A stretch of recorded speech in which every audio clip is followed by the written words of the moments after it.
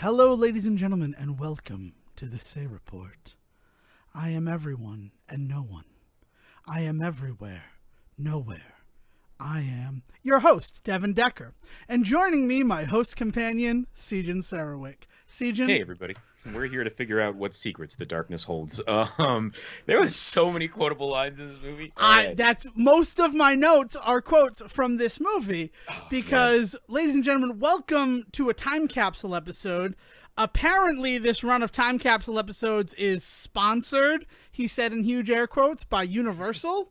Because our last one, we looked at the 10-year anniversary of Scott Pilgrim vs. the World, and now we're looking at the 30-year anniversary of Sam Raimi's fourth film, Darkman. Yeah, almost to a T. Like we are only off by like a couple of weeks here, completely by accident. I mean, I got this like itch in my brain and I was like, we should do some Darkman. And then lo and behold, it came out August 24th, I think is the release date for it, of 1990. Yeah, it's either August 24th or August 14th. Like, we're a month out from when it released in 1990. Mm-hmm. And I couldn't believe it. Yeah. I mean, for reasons that we will definitely get into, considering, I guess, August as a summer movie month, and what that meant in 1990 as opposed to what August means now. But also the fact that I can't believe this movie is 30 years old and is aged so well. And I mean, that's personal opinion. I don't want to speak for Sejan, but really, this is a good fucking movie. I so I feel like anytime we talk about going back to these films, there's always going to be caveats, and I don't think that this movie is free from caveats. But that being said, I think it's definitely one of the ones that holds up. What was the scale I put up that day of Ace Ventura to what was it to Bill and Ted? Bill and Ted. This is definitely very, very close to the Bill and Ted side of that scale of like there's really not much in this movie that you look at and go, it was the 90s, you know? And it's not even anything content wise, which is going to be the first thing I really want to celebrate about this movie is there really isn't a moment content wise where I felt cringy. The only moments that feel dated are legitimately things just like effects and movie making like elements that really kind of date it. And in some ways, that's kind of the point of a lot of what's going on in this movie. But have we talked about like we should get into what Darkman is first and foremost. Like let's lay our cards on the table here, just so that anybody that has not watched it, first of all, go watch this movie. We'll start by asking the question that promotional posters asked beginning in April of 1990: Who is Darkman? Who is Darkman? Which is a damn good question because it is not an existing IP in any way. This is completely a fabrication. This character is a complete fabrication by Sam Raimi himself. Only premiered before this in a short story that he had written. God knows where that even showed up. Probably like Playboy or something like that. Like, but and this is kind of Sam Raimi's like first kind of push to make something outside of his Evil Dead universe. And even within the Evil Dead movies, it was clear he was trying to be doing more than just horror movies. I mean, even with Evil Dead 2, Dead by Dawn, immediately it's no longer like the classic teens, murder romp in the woods horror story, but something very different where it's basically just Bruce Campbell for an hour and a half. And then Army of Darkness is something else. Like that's a whole other episode unto itself. So here we are with Darkman, with Sam Raimi, a complete fabricated character and kind of a fabricated like movie. Like there's a lot that goes on in this movie that you've never really seen before. The only thing that really kind of like struck me is there's a couple of moments where I almost felt like I was watching Dead Alive, like early Peter Jackson. You know what I mean? And I think it's because Jackson has to be heavily influenced by Raimi, right? Yeah, I definitely I agree with that. That Raimi fueled Peter Jackson to make things like Bad Taste and Dead Alive before he did The Frighteners, right? Like that was sort of his come to the audiences. Editor and like he basically shapes the feeling of that movie much more in the way that I think he had any like real he didn't. Frighteners is not the movie that made him, is what I'm Right. saying. You know what I mean? Yeah, you're not wrong, but like that's the one where like when I was going back, that was the one that kind of surprised me that Peter Right. Jackson was involved in it. Like Bad Taste or Dead Alive, no, I get it. I understand that you were young, you saw Evil Dead, and you thought I want to make that type of movie in New Zealand, and he Right. did. The more so he kind of made Crime Wave is more what Bad Taste feels like. Okay. If we're gonna talk about Sam Raimi, the first thing that if we're gonna talk about Sam Raimi is I really like that he cleansed his palette between each of the Evil Dead films. Yeah. In something that I think he probably should have, and actually I think he tried to do when he was doing the Spider-Man stuff. If you look at what he was doing in Hollywood, looking for like sort of lower key things to try to get off the ground between Spider-Man and Spider-Man 2, and then 2 to 3. And famously, Raimi loves to do a little bit of it all. Like he's very quick to jump in and help like hold up younger creators, and so he'll produce the hell out of some silly stuff. He'll jump into some TV things from time to time, but then he'll come back and he'll direct, the Spider-Man movies and possibly even the new Doctor Strange and stuff like that. Like he's all over the map, and I kind of admire him for that.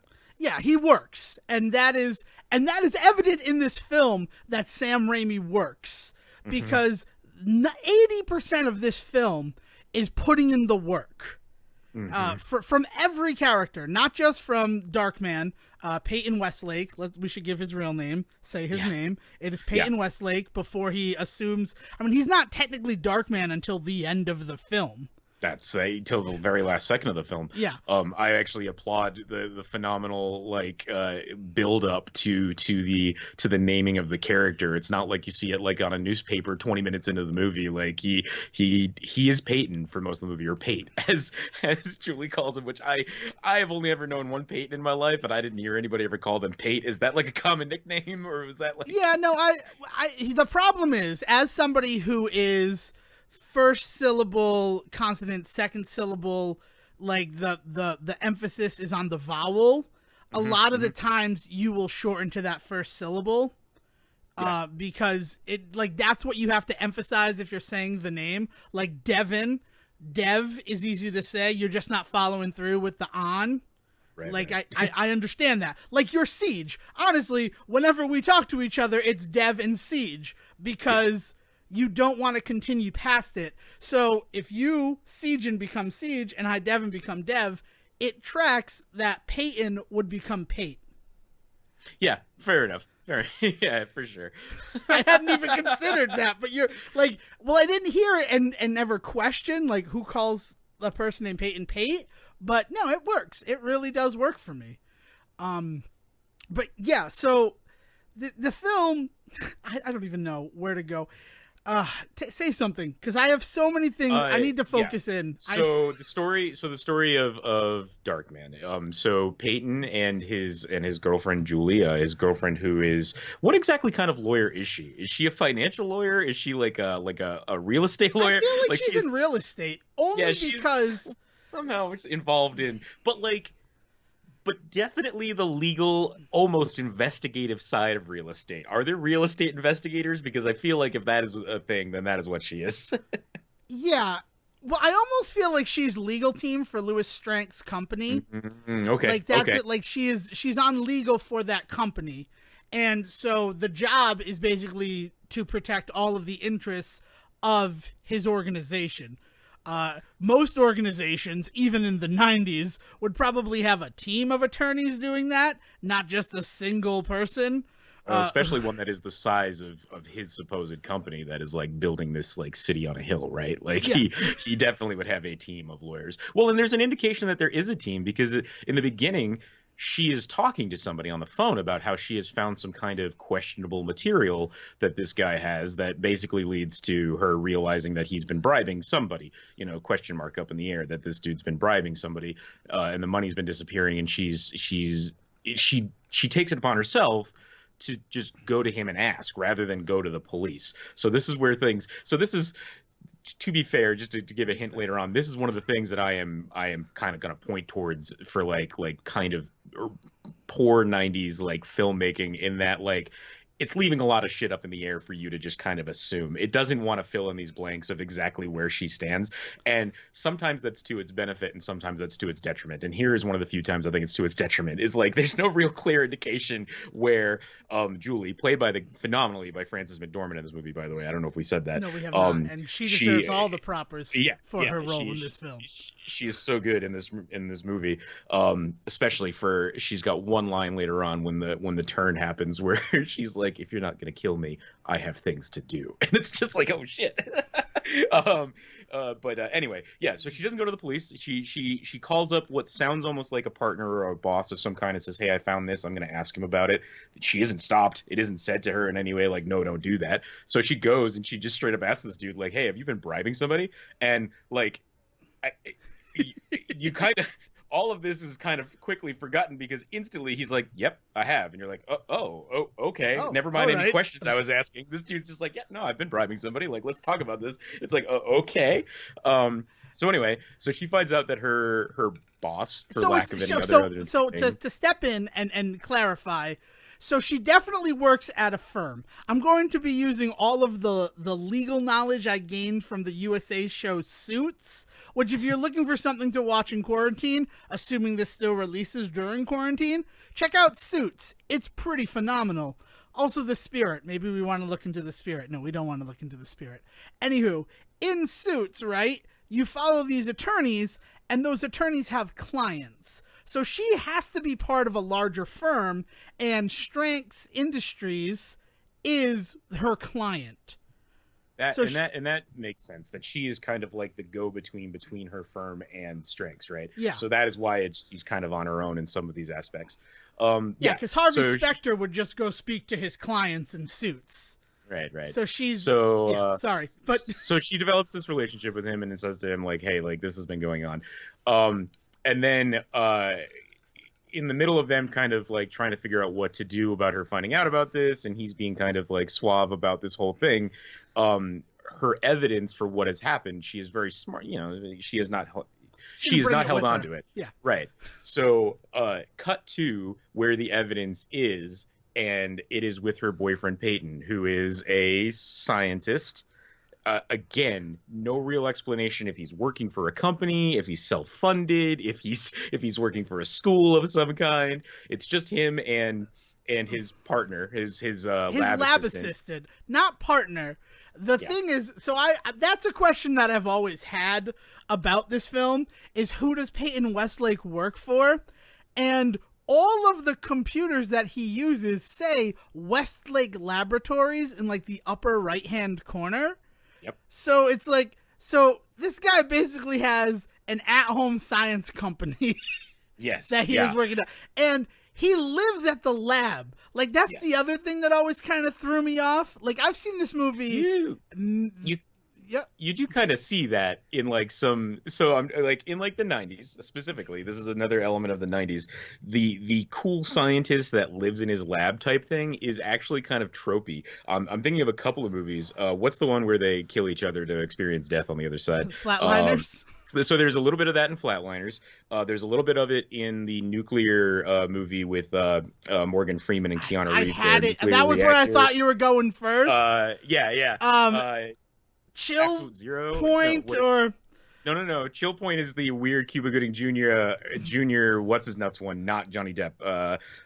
Skeet Ulrich. Skeet Ulrich. That is the same. One. That is basically the same movie as where they have the ice cream truck with the nuclear bomb in it. Reaction Point. I know exactly the Cuba Good the film you're talking about with Keanu Reeves. It's the thing in the 90s, right? Is the scientist who is self-funded, or at least like the budget is so tight that they basically live within the lab, and that's okay. And like they don't complain about it or anything. It's just part of the aesthetic is that they live with all of these like chemicals and electronics around them 24/7.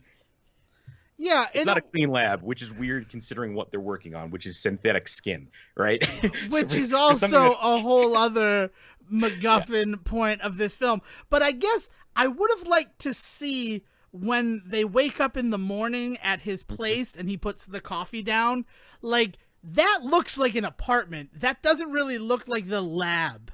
It always kind of throws me for a loop. Like, oh yeah, he lives at his lab because he's obviously spent all of his money until he doesn't, right? developing synthetic skin. So for some reason, like, cut to Peyton in his lab, right? And him and his lab assistant are working on their synthetic skin experiments. And that is when we are introduced to, honestly, I think the main character of this movie. And that is Robert G. Durant, who is played phenomenally in this movie by Larry Drake. Larry Benny Drake from LA Law. And Larry I always Drake. have to ask. And I don't want to give too much away, but I will say this. Larry Drake is the only one to come back for not only the TV pilot that ends up never taking off into a show as this character, Robert G. Durant, but then also gets to be in Darkman 2 and gets title. Like, he is the eponymous character of that movie because it is Darkman 2, The Return of Durant. He gets top billing. He has top billing in that film. Arnold Vosloo, who takes over for Liam Neeson in the second one, he is the final credit. And Arnold Vosloo as Darkman. Not even as Peyton Westlake. By the second movie, he is Darkman. Well, remember, we learned at the end of this that Peyton is no more, right? Yeah, Peyton is no more. I have cast him aside. But we'll get into the weirdness of Robert Durant returning for multiple iterations of this character later on. So anyway, Durant shows up, and we failed to mention the cold open in which Durant is introduced, but that's because now is as good a time as any to talk about Durant's weird obsession with cutting off fingers. Which I totally get. It's that every villain needs a thing, right? Like, it comes from Bond, and then it finds its way into like the superhero movie genre and like the action movie genre, where like every killer needs to have like a weird motif to them, whether it's like a scar that they have, or it's an animal that's always by their side, or it's the fact that they go around and collect body parts, but particular body parts. Oh man! Right. And the reason behind Durant's finger obsession is Sam Raimi wanted it to be believable that he would have the weapons training to shoot like the grenade launcher in the final chase sequence. Oh yeah, or that fucking shot he takes in the opening thing where he like hits a moving target from like 50 feet on that guy. Not only does he hit a moving target, he shoots through the driver into the passenger who was shooting a gun. Yeah, like his marksmanship at least 50 feet, if not more. And he is able to shoot with such precision that he kills 2 people. Because he doesn't just shoot the driver. He shoots, the driver clearly slumps over, and the guy who's shooting falls out dead. And it's like the only shot he takes in that entire opening, where there's like bullets galore around, and he takes like one shot that whole opening and kills 2 people instantly, and it's the most badass shot in the opening. And then he proceeds to cut off a dude's fingers one by one. Black which Eddie. Is he horrifying proceeds to cut off Black Eddie's fingers, which is one of the points that I had an issue. Like, I'm just like, oh, Black Eddie. I don't know if we'd name a character Black Eddie in 2020. No, probably not. Yeah, no, not for sure. Although I don't even know if that character name is necessarily said, right? Like, you wouldn't even get that cringe until the credits show up. Does he? He goes, Black Eddie, Mr. Durant. But so Durant shows up and wreaks havoc on Westlake Laboratory, apparently, burning it to the ground. So at this point, Peyton is dead. We watch the assistant just get killed horrifically. We listen to Durant demand the assistant's fingers on his way out the door. And so the evidence now goes up in flames with Peyton, right? Yep. But of course, take it. They don't. It doesn't. He collects the evidence from the bed where Frances McDormand left it. Do they show that happen? They do show that happening. I didn't catch that happen, and so when it popped up later, I filled in the blanks like I did with everything in this movie, but assumed that they hadn't shown it. So that's good. They do cover their base there. Yes. So he collects the evidence, walks out the door, burns the place to the ground, right? Mm-hmm. So cut to God knows how much longer later, because another thing about this movie that really confuses me is the passage of time. Because by all accounts, a lot of time passes, because as we learn, so Peyton is not dead. He has been found on the side of a river somewhere and has been brought to a hospital that seems specifically designed for experimenting on homeless people. Yeah, no, terrifying. First of all, before we get to that, he is somehow thrown upwards from the explosion, which I don't understand that. The physics... After his face, we should also mention that he he's did also quite a few times get his face like dipped and thrown and burned in his They face take him and they attach him to a Jacob's Ladder-esque device, his hands. So all of the skin on his hands is like immediately melted off because he is made to hold a Jacob's Ladder device that is fueling what I can only describe as pink stuff from Frankenstein's laboratory. yeah. And then they're like, oh, a little bit more from there. Let's give him a swirly in the pink stuff from Frankenstein's laboratory. So he gets failed to mention that who is doing all of this to him, by the way, is Ted Raimi. It's fucking sweet old Ted Raimi. But anyway, yeah. So and then he gets horribly mangled before this whole thing happens. So he's already, his hands are gone, his face is half formed, and then he is shot upwards into the air and lands in the river.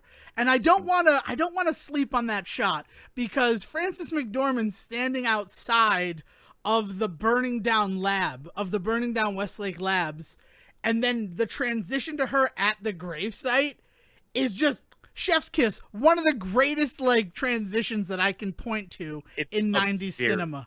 And it's a very Raimi-esque moment where it literally fades to her, but in order to get the shot, what Raimi has to do is actually have Frances McDormand in new costume in front of, not actually on site at the gravesite yet. She is in front of a screen, whether it's a blue screen or it is a movie screen in which they are showing just picture of the gravesite. So there's this very, very awkward transition moment where it is her clearly not really in a graveyard standing in front of a picture of a graveyard in her costume. And then camera finally changes angle, and that is when she's actually at the gravesite and the priest comes up. And there's a phenomenal line from the gravedigger about how they only found an ear, so it didn't take that long to bury the guy. Yeah, it's awesome. But also what you just spoke of, that weird, the way that transition is done lends itself to the fact that time has passed. Yes. It gives it an ethereal, almost dreamlike feeling to let you know that time has passed before we wake up in the homeless research laboratory. Right. And Jenny Agata, because of course it's Jenny Agata, because we mentioned her fucking 2 episodes ago in real time. So of course she's going to show up uncredited in frickin' Darkman. This episode, we've been leading to this episode for a long time. We didn't even know it. So she admits that they have been performing a multitude of experiments on this body that they found, mainly allowing for him to feel no pain. They have literally severed the nerves so that he can no longer feel anything. And so because of this, it leads to a bunch of different types of super heroic abilities in this dude. The fact that he is able to push his body further because he feels no pain, so it gives him superhuman strength. His ability to withstand all sorts of things, which she demonstrates by shoving what she calls a pin, but it is straight up a pen that she just shoves into his leg. It's like a knife. It's like a tiny knife that she... First of all, he's not he doesn't appear conscious when she does it.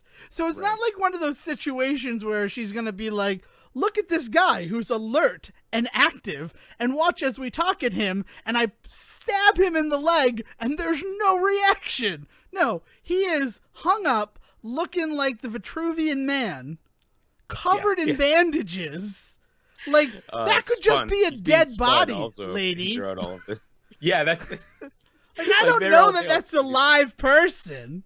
Yeah, but he awakens not shortly after and escapes this insane asylum, which is actually good for him.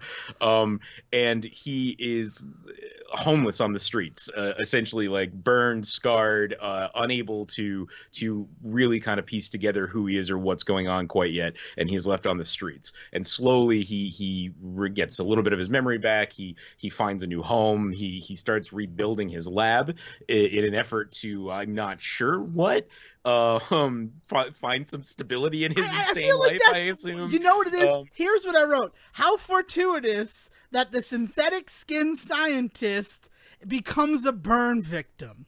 Yeah. So like there's no reason why he would have been working on the synthetic skin to begin with. We're not Right. given, like, it's a 90s movie, so you got to kind of fill in the blanks.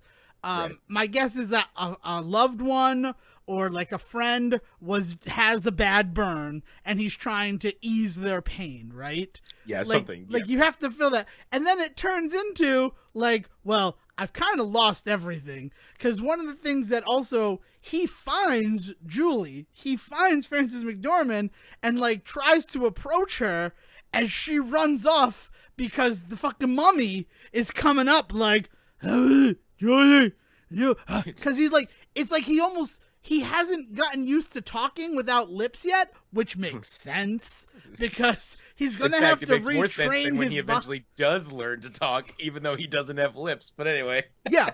Well, you know, time and synthetic skin but yeah, so he decides, I'm going to rebuild this lab.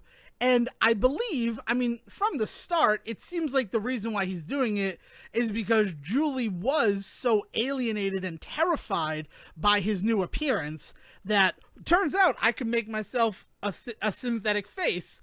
And the only reason he doesn't jump on that is because it's going to take 571 hours and 57 minutes to recompile the only photo he has of himself that survived the blast that was missing the right side of his face. Which I had to do the math on, by the way, just to figure out exactly what that is. And It's that roughly is 24 days. We don't need to do 23 days, and 19 hours, and 43 minutes. Yeah. 571 hours and 52 minutes is what it's going to take to figure this out.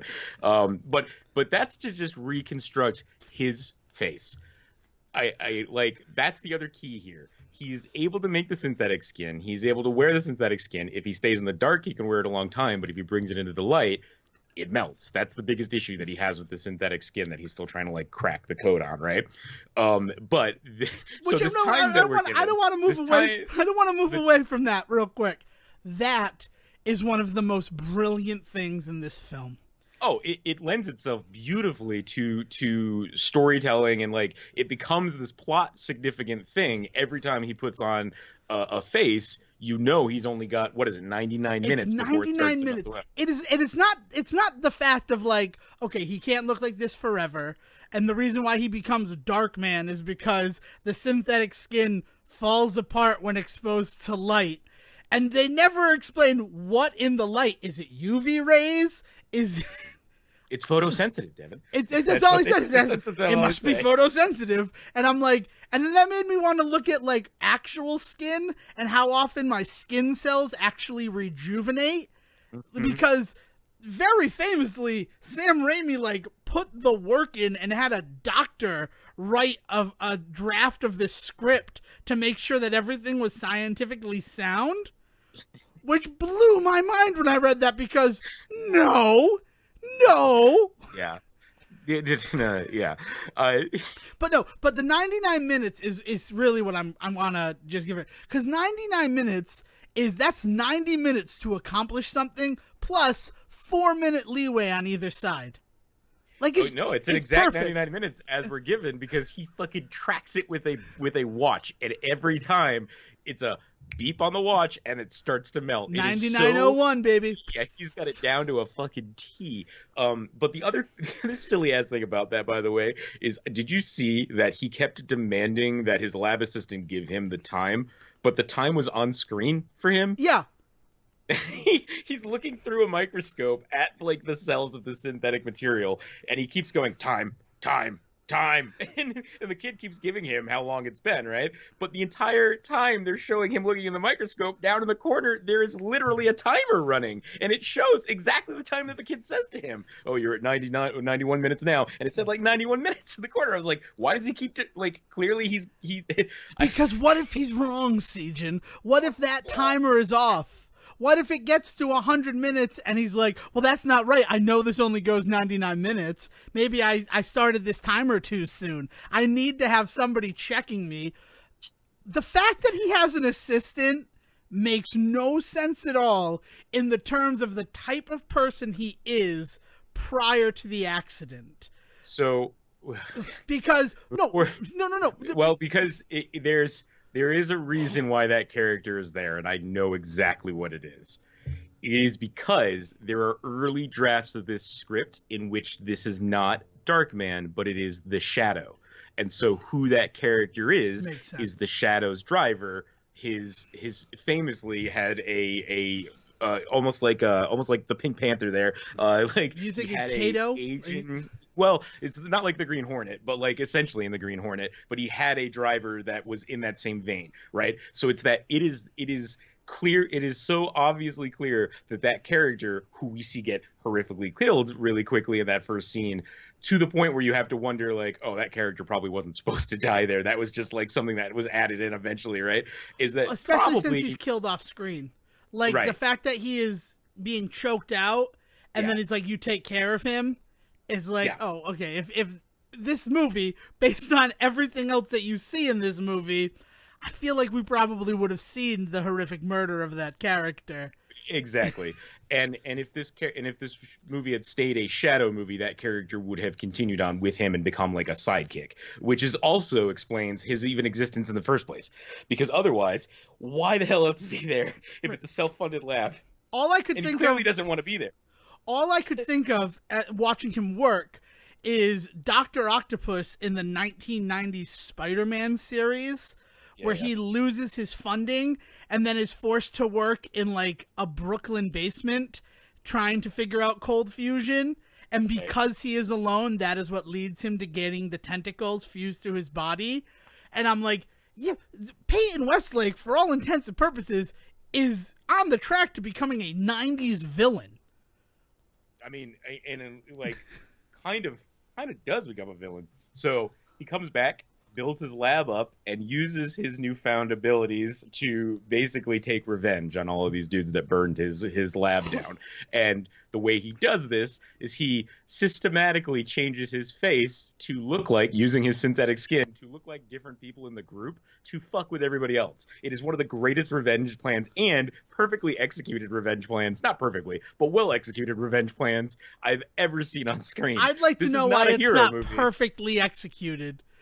When Durant runs into himself, that really kind of puts a kink in things, right? But it doesn't stop him. no, he keeps going because that's what he do. That's what Darkman do. It's really great that he applies the paranoia that already exists within those people to have them eliminated.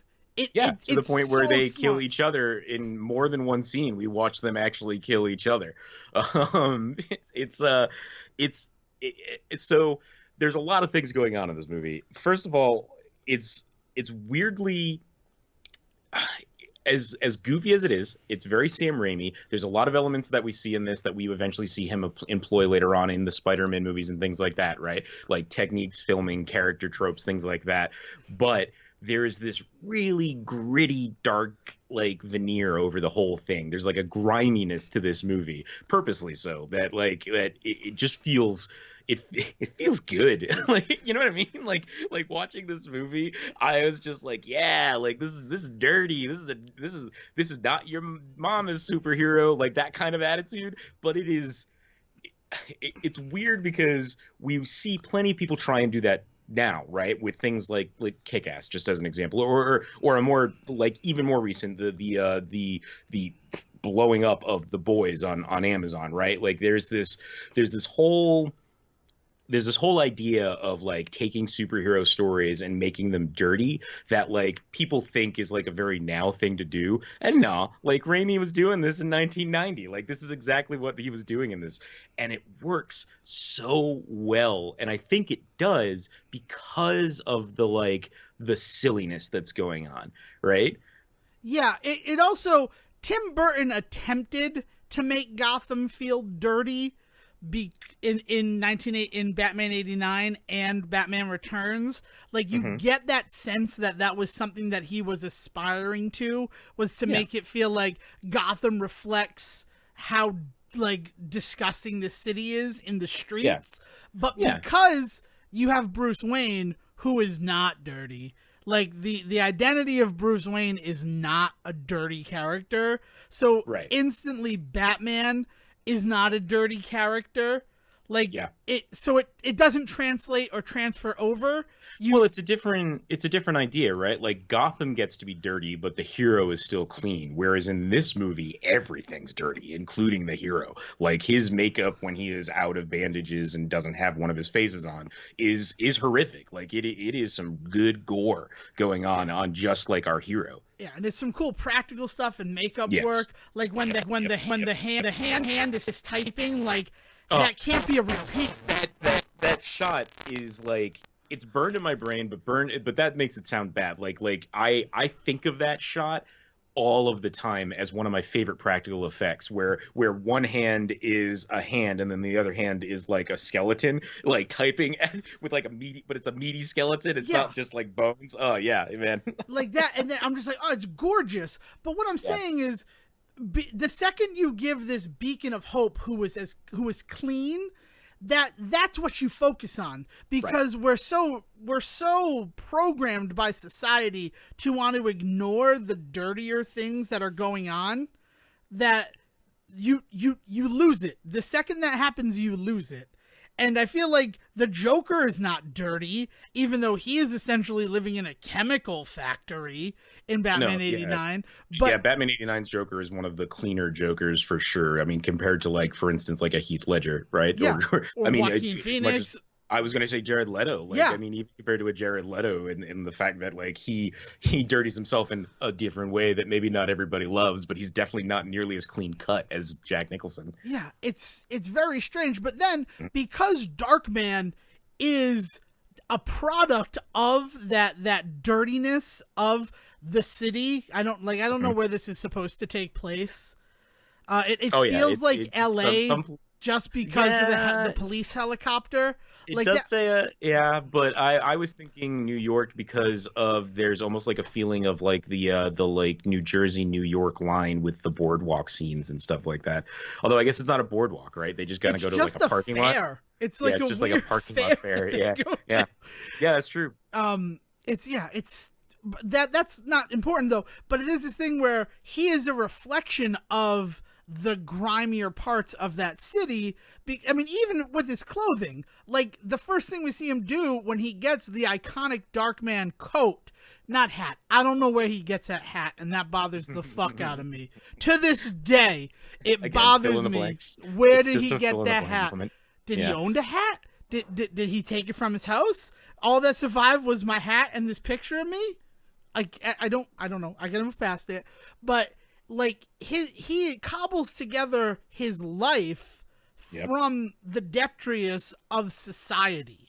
Yep. And it's gorgeous. I mean, his second lab is phenomenally well crafted from a stagecraft standpoint, where it's like it's all just fucking trash tubes and like and empty water jugs that he's got chemicals poured into as it goes from place to place. Like it's a very well built, it's a very well recognized world for one that is so vague. You know what I mean?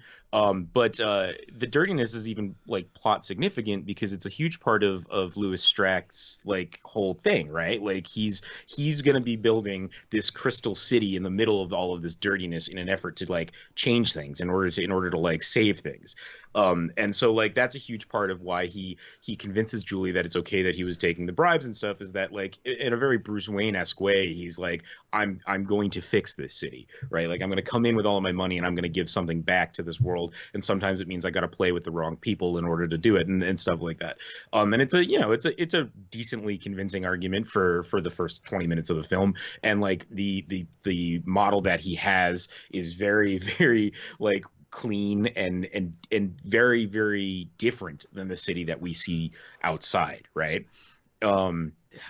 But yeah, so there's a lot going on in this movie also in terms of influences, because we've talked about Batman. I kind of like dropped the Shadow, but like that is really a huge part of this. Raimi was really dying to make a Shadow movie. He had always wanted to make a Batman movie, tried but saw the writing on the wall, and then Batman '89 came out and he's like, well, that's never going to happen, but maybe I can still do the Shadow, and legitimately like shopped around a Shadow script, and they were like, no, somebody else is actually already doing this. So before the Shadow even came out, he kind of was like, fuck, I've got to do something. So that's where this movie comes from, right? And then but there's other things out there, right? So the other big influence on this that's really hard to ignore is, you jokingly said The Mummy and like Frankenstein earlier, but there is so much in this movie that is inspired by like Universal monsters. There's some stuff going on that feels like The Invisible Man. There's some stuff in here that feels like Hunchback of Notre Dame. Like, you name any of those good old like creepy monster movies, especially if makeup was heavily involved, like Phantom of the Opera and stuff like that. And there's clearly something at play here with all of that stuff.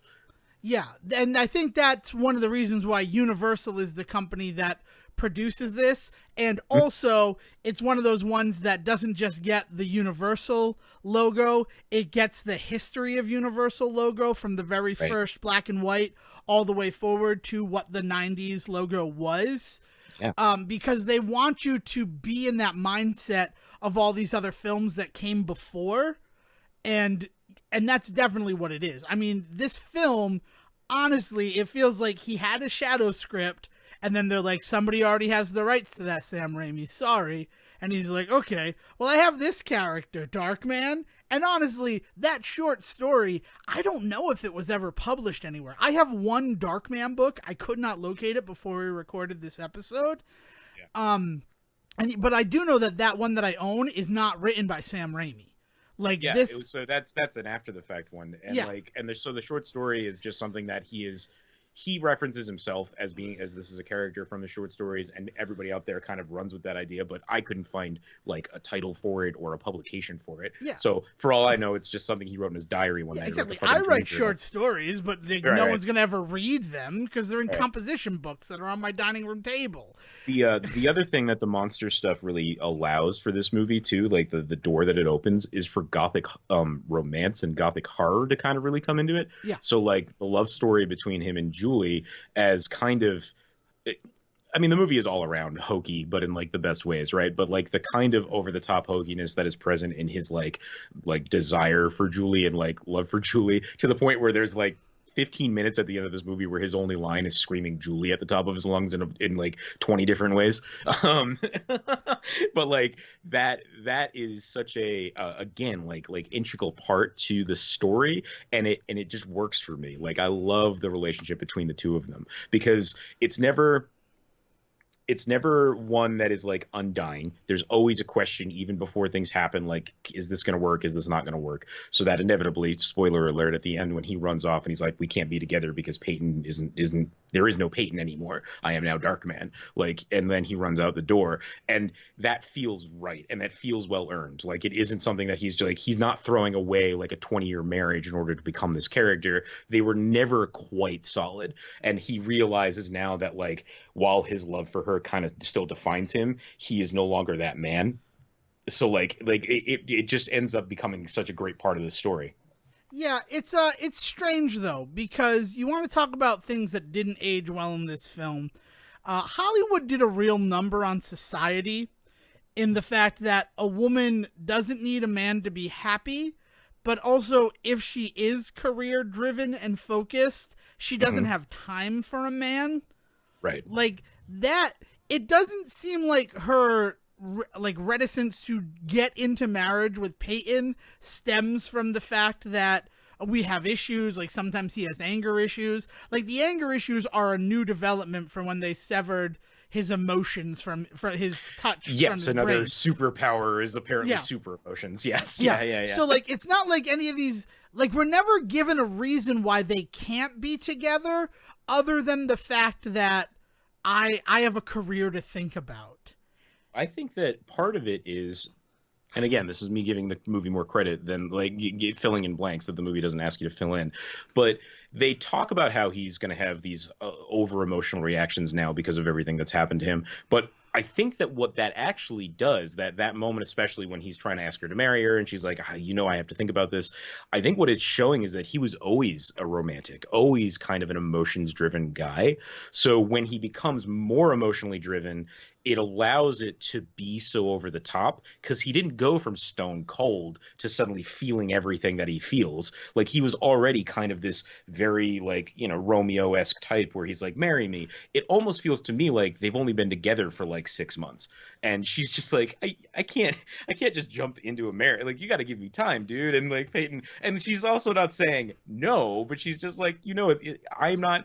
I get that you're here, but I'm not there yet. You've got to give me time. Is essentially where it feels like they land on that, and that would make sense to me. If it's not that she's emotionally like withdrawn from him. It's not that she is so wrapped up in her work. It's none of that. She's just not at that point in the relationship yet. And it isn't until he's gone when she realizes what she had, and there's that kind of tropiness of like, where she once she's able to get him back, she's suddenly like, yes, let's do this thing. Let's finally make it. And that is when he is suddenly like drawn away from her because of his injuries. Like it's just good storytelling, like as tropey as it is, and you can definitely pick apart like problematic elements of it. Like it's script writing 101, but like done well. Yeah, I definitely think that it is just that one moment where she says it where I'm like, oh, I don't know, but then the film fleshes that idea out, where in most films that would be said and that would be the only reason. And also thinking about it, his proposal is very 90s, right? What, like on the street, like, chasing her as she gets into a cab. Do you think type we should proposal? get married? I mean, what it would mean is when my grandmother answers, you don't have to say wrong number. Like, it's not, like, obviously he loves her. Very obviously he loves her in that beginning, but that's not how you propose to somebody. And I think that's also like very early, like Matthew Perry. I was gonna say it feels like a very early, like Chandler Bing type moment of like basically like shoeless on the street chasing after this girl as she's going off to her job. She's like, no, I'm an adult and you're not quite one yet. Like that whole attitude kind of you're permeates. Playing with fake skin with your buddy in your home lab. You got a nose melting upstairs. Get back to work. I don't understand why they have to make things with the skin in order to confirm that it doesn't last. Like, that's the thing that's always about this movie. Like, shape needs to hold shape. I don't know, man. Couldn't you make the skin and then see if it, like, it feels like they're putting the cart before the horse by being like, it can't stay a nose longer than 99 minutes. It leads to a phenomenal moment though in the third act of this film when they're going after him in his lab and that dude pulls back the curtain and there's just all of those hanging body parts everywhere. Yeah, that's awesome. Like it's kind of an awesome moment that like could have still been there even if they weren't making noses early on, but it definitely is a nice like lead up to that moment. I mean, I guess it leads up to that, but the fact that all the things that you see, it's the face of the guy who gets killed early on. I can't think of his name now. The bald guy. Yeah, Curly probably in this movie. No, it's not the one-legged dude named Skip, and it's not the crazy ass dude named Smiley because he's smiling the whole time.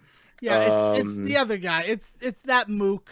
It's Paulie, or is that Martin?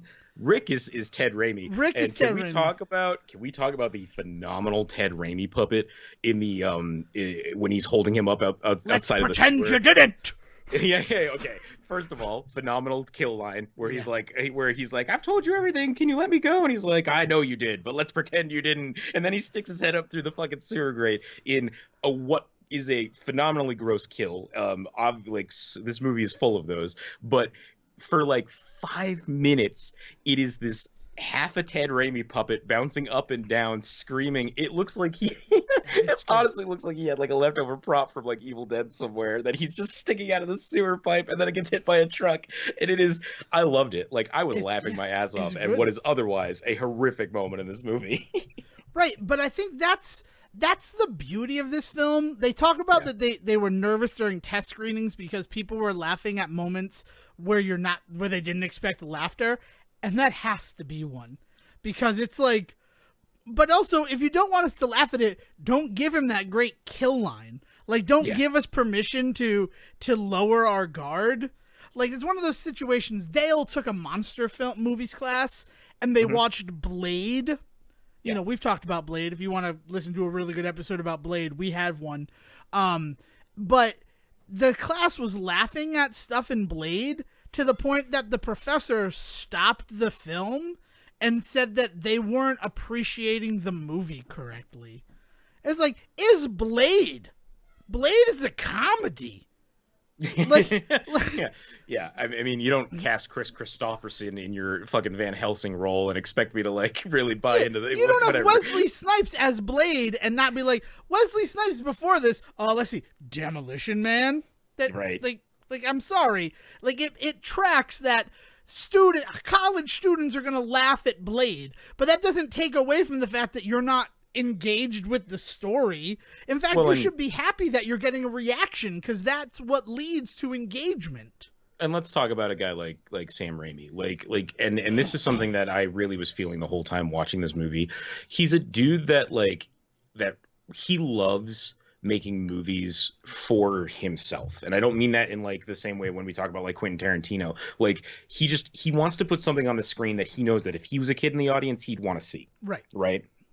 And so that's what he does in all of his movies, going all the way back to Evil Dead and beyond, right? Like right after this, he does The Quick and the Dead, which has just some phenomenal like cowboy moments in it, right? And then later on, he ends up going on and doing some like really kind of awesome visual effect stuff in both the Evil Dead remake and Drag Me to Hell. So like, say what you will about like some of the stories and stuff in that movie, they're moment to moment, those movies are still super consumable and watchable and fun, right? And so like, I think that I doubt he was one of the ones complaining that people were laughing at shit in the movie, because to him, he has to know that laughter is one of appreciation. I'm not laughing at this Ted Raimi puppet because it looks bad. I'm laughing because of how much fun they clearly were having weaving and bobbing this fucking thing up out of that sewer pipe waiting for a car to hit it. You know what I mean? Like it was clearly a goofy ass moment for everyone involved. And like my laughter is one of with them as the filmmakers. Yeah, not even with them as the filmmakers. Like, I believe that Peyton, like his whole arc, right, is this sort of like soft-spoken scientist dude to this like mess of emotions and monster to like understanding that he's lost a bit of his humanity, but like he still has a reason to live. Right. Like it's the stages of grief basically as filtered through the life of Peyton Westlake. Right.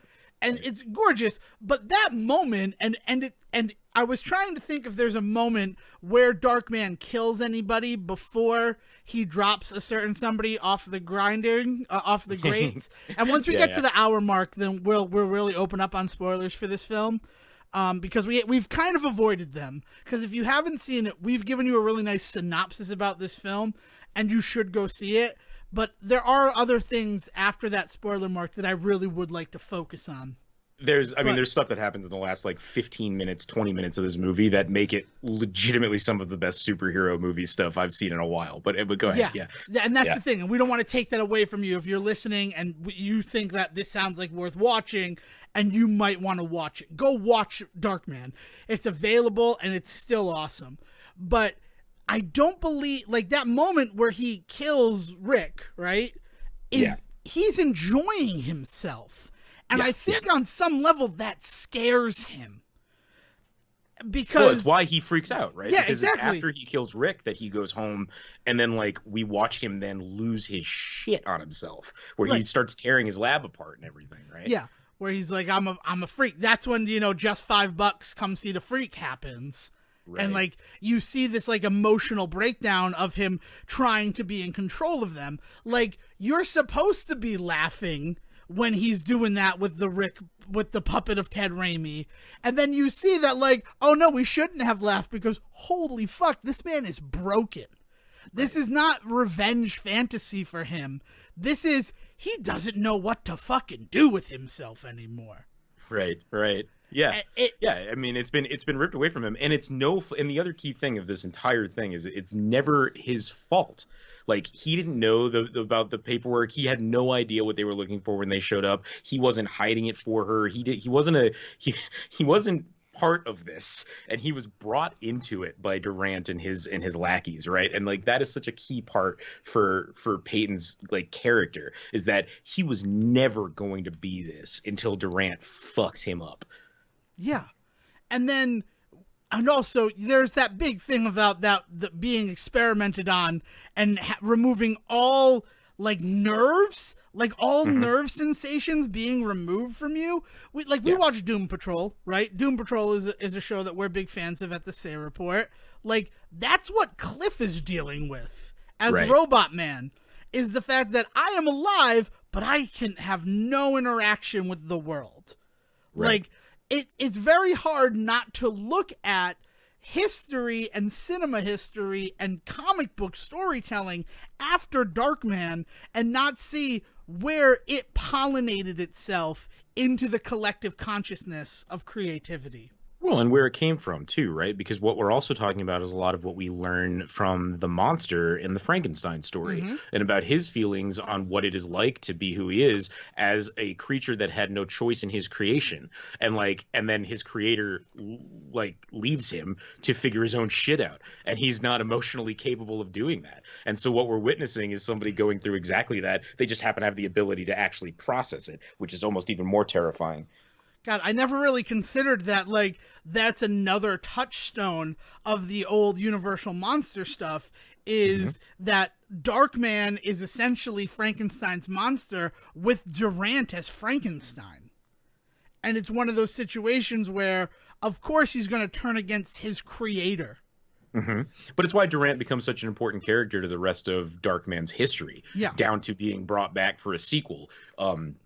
So he goes through all of this stuff. Like we watch Peyton going through all of this stuff. What we also see, and I kind of touched on this, is that he also starts going out as just old school Peyton, OG Peyton, to see Julie, and ends up reconnecting with her, and she's of course surprised at first that he's alive, but they get over that real quick, and suddenly they start going out on dates together, 90-minute dates. I have to assume that they're they are, and it's so good.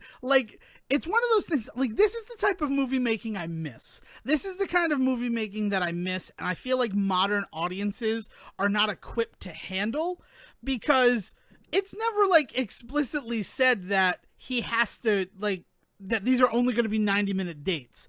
But it's little stuff where he's I have to get back to the hospital. I have therapy and all this other stuff. It's quietly sprinkled in there how he's explaining to her, I was in a coma and the doctors say I shouldn't reach out to you because it might mess with my healing from the fact that I was in a coma for at least a month. Well, it's one of those things. It's one of those elements where, as much as we're talking about things being hokey, tropey, over the top, and all that stuff, right? In your face is another way of talking about how this movie kind of handles a lot of its shit. What makes Sam Raimi so good at that kind of directing, and I mean, watch Spider-Man for all of this, is that as over the top and zany and silly as a lot of his stuff can be, the dude knows how to be subtle. That's what makes shit work in those movies. Watch Willem Dafoe throughout all of the first Spider-Man movie, and what makes him so definitive as that character. He is everybody in this world's Norman Osborn. He is the one to be compared to for the rest of history now. And it is because Raimi can get such a great subtle moment out of him in moments like going to Thanksgiving dinner and things like that. And his facial expressions and reactions to things are what define Dafoe as that character, right? And we're seeing that on display all over this movie. Whereas over the top and zany as the kills are, there is also this thing where there's never a moment where Frances McDormand looks into the camera and goes, "Why are our dates only ever 90 minutes long?" She says things like, "Why are you always running off? Why do you always have to go back to the hospital?" And he says "No, I have these reasons. I have therapy. I have all this stuff." But it's not it's not spelled out. So as much shit as I'm giving this movie for moments that are not filled in, it's used tactfully as much as it is used untactfully. Right. No, but I just want to give it this is, as crazy as it is to say, Darkman is such an example of old school filmmaking, right down to the fact that you're never told that Durant has a military past, but clearly from the way that he handles weapons, and in his house there is memorabilia that represents that he may have been a member of the 101st Airborne. Right. It's these little subtle mise-en-scène things that I would not have expected from a Sam Raimi film in 1990. I mean, and that's, but I think that is what makes Raimi one of those directors that can get away with this and still be working even today, right? Hmm. Because there's plenty of dudes that try and do the over the top zany thing, and they hit big for a couple of movies, but then we never hear from them again.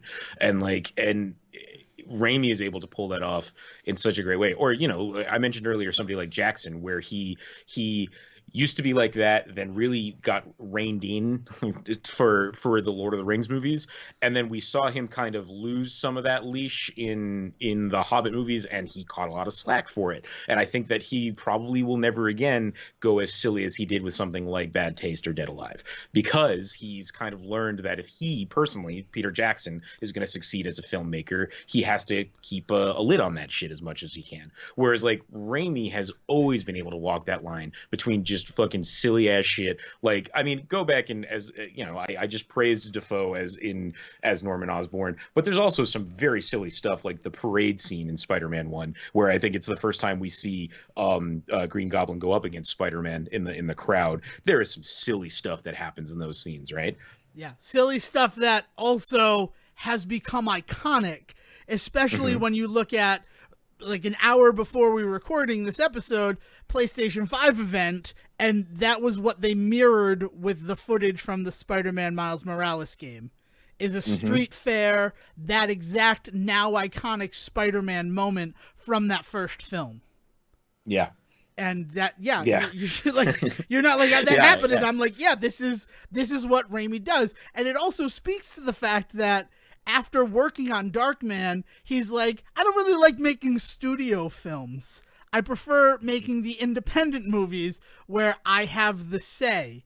And that's really where he kind of like severed himself to be, I'm going to make independent movies and I'm going to do studio films. I understand that it's a duality that is required if I want to succeed in this business. Yeah, well, I mean, like he goes on to produce like all of like Hercules and Xena and Jack of all trades, Jack of all trades, which we have to do for this show. Got to that, yeah, right. But like he goes on to produce that kind of stuff, right? While at the same time, like he's also responsible for the Spider-Man movies coming out, or he ends up bringing like The Grudge to American audiences. He produces 30 Days of Night, like later on, like he ends up doing some really kind of. They are not mainstream things, but they hit the mainstream in just the right way that like they're successful. You know what I mean? Like people still talk about Hercules and Xena all the time. Does anybody talk about them being like the pinnacle of filmmaking, of like television? No. There's a reason why they aren't considered the golden age of filmmaking, but people still love them, right? And I think that that's where Raimi like kind of finds his sweet spot. Is he's like, look, we're all just having a good time. And everybody's just like, yeah, we kind of are. And you know what? That entertainment, by its very nature, is kind of about having a good time. I'm not saying you can't have emotional, dramatic moments that like have weight and heft to them, but it should also be about enjoyment and also maybe a little bit about knowing, you know, which one you need in the moment. Yeah. So I do want to talk a little bit about what comes after Darkman in terms of specifically like the comic book / hero movie stuff, because I think that's important. But we have hit the hour mark, and I do think we need to talk about the last 20 minutes of this movie. Yeah, we do need to talk about the last 20 minutes of this film, especially before we go into that other stuff. First of all, the moment when he becomes Durant, this movie takes on a whole other element, right? We have seen him play like different people already, and like and do the whole I'm pretending to be one person so they turn on him type thing, right? But when he becomes Durant, it was the first time that I really kind of picked up on the ways in which Raimi was having other people behave when they were suddenly not themselves anymore. And a lot of this is down to fucking Larry Burke. Is that his name? Larry Burke? Yeah. Yeah. I believe so. No, Larry Drake. Larry Drake. Yeah. So a lot of this comes down to Larry Drake when he is playing the Peyton version of Durant, because he is now walking around as him for the 90 minutes that he can. There is like an awkwardness, a creepiness to the way in which he behaves. There's also like there's definitely things in the costuming. Like he's definitely looks really kind of waxy, and they give him some really good contacts so that his eyes are just off enough that they're not the same as his normal eyes. So like when they're standing next to each other, I was like, oh man, like that's a difference so subtle that I wouldn't have noticed it unless they were standing right next to each other. It's awesome. The one is Yeah, blue, one is greener, and it's just right. awesome. Yeah. Oh! Yeah, there's and the ways in which he adopts some of so Peyton in character, but then Larry Drake as the actor, like he picks up on stuff that the actual Robert Durant is doing that he then brings into his own like persona, where like the moment where he sits down in that dude's chair and pulls out the fucking like finger cutter, well the cigar cutter, and he yeah, but like he looked kind of awkward, was speaking kind of stunted, but then he does that and he's legitimately scary in that moment because he sits down and he goes, I want the money by the time I finish this cigar, pulls this huge ass cigar out, but then he cuts it like 2/3 of the way down, puts it in his mouth and lights it. So he basically is like, gives this dude, he pulls out what looks like a decent sized timer and then pulls it down and basically is like, no, you've got like 10 seconds. And it's like, fuck, all without being said. Again, super, super subtle. But it is just like this beautiful moment where I was like, okay, all right, you're stumbling a little bit, but you're getting there, Peyton. Like, yeah. What? So I do want to focus on that real quick before I speak to just other beautiful stuff in the directing of Larry Drake as Robert Durant, is that Peyton does put in the work. And that is the thing that I like most about this film, is that in like Batman, he has the Bat computer and that does a lot of the work for him. But Peyton with like a radio trying to overhear Durant's phone call on a wireless phone so he can record his voice and learn to speak like him and use those mannerisms is awesome. Him watching Ernie's Best Deli to see this exchange of money so that he knows exactly how it's supposed to go, and what food to order. the food to order, and also how he needs to act so that they are suspicious of him. Yeah. Because at first I was like, oh, he's kind of rough as this dude, but then I remembered what he was doing, which is he's trying to draw suspicion on this guy. So it's actually really smart of him to be kind of like shifty and not answering their questions, because that's the whole point, right? Yeah, it's this like thing where he puts in the work and they show it to us. We see that this guy is out there pounding the pavement, learning what he can about his enemies in order to best systematically destroy them using their own paranoia. And where it's also no, go ahead. Sorry, go ahead. And where like there's the other beautiful thing is that Robert G. Durant, for as cool and collected as he is also a bit of an eccentric. Like he uses his vocabulary is very unique.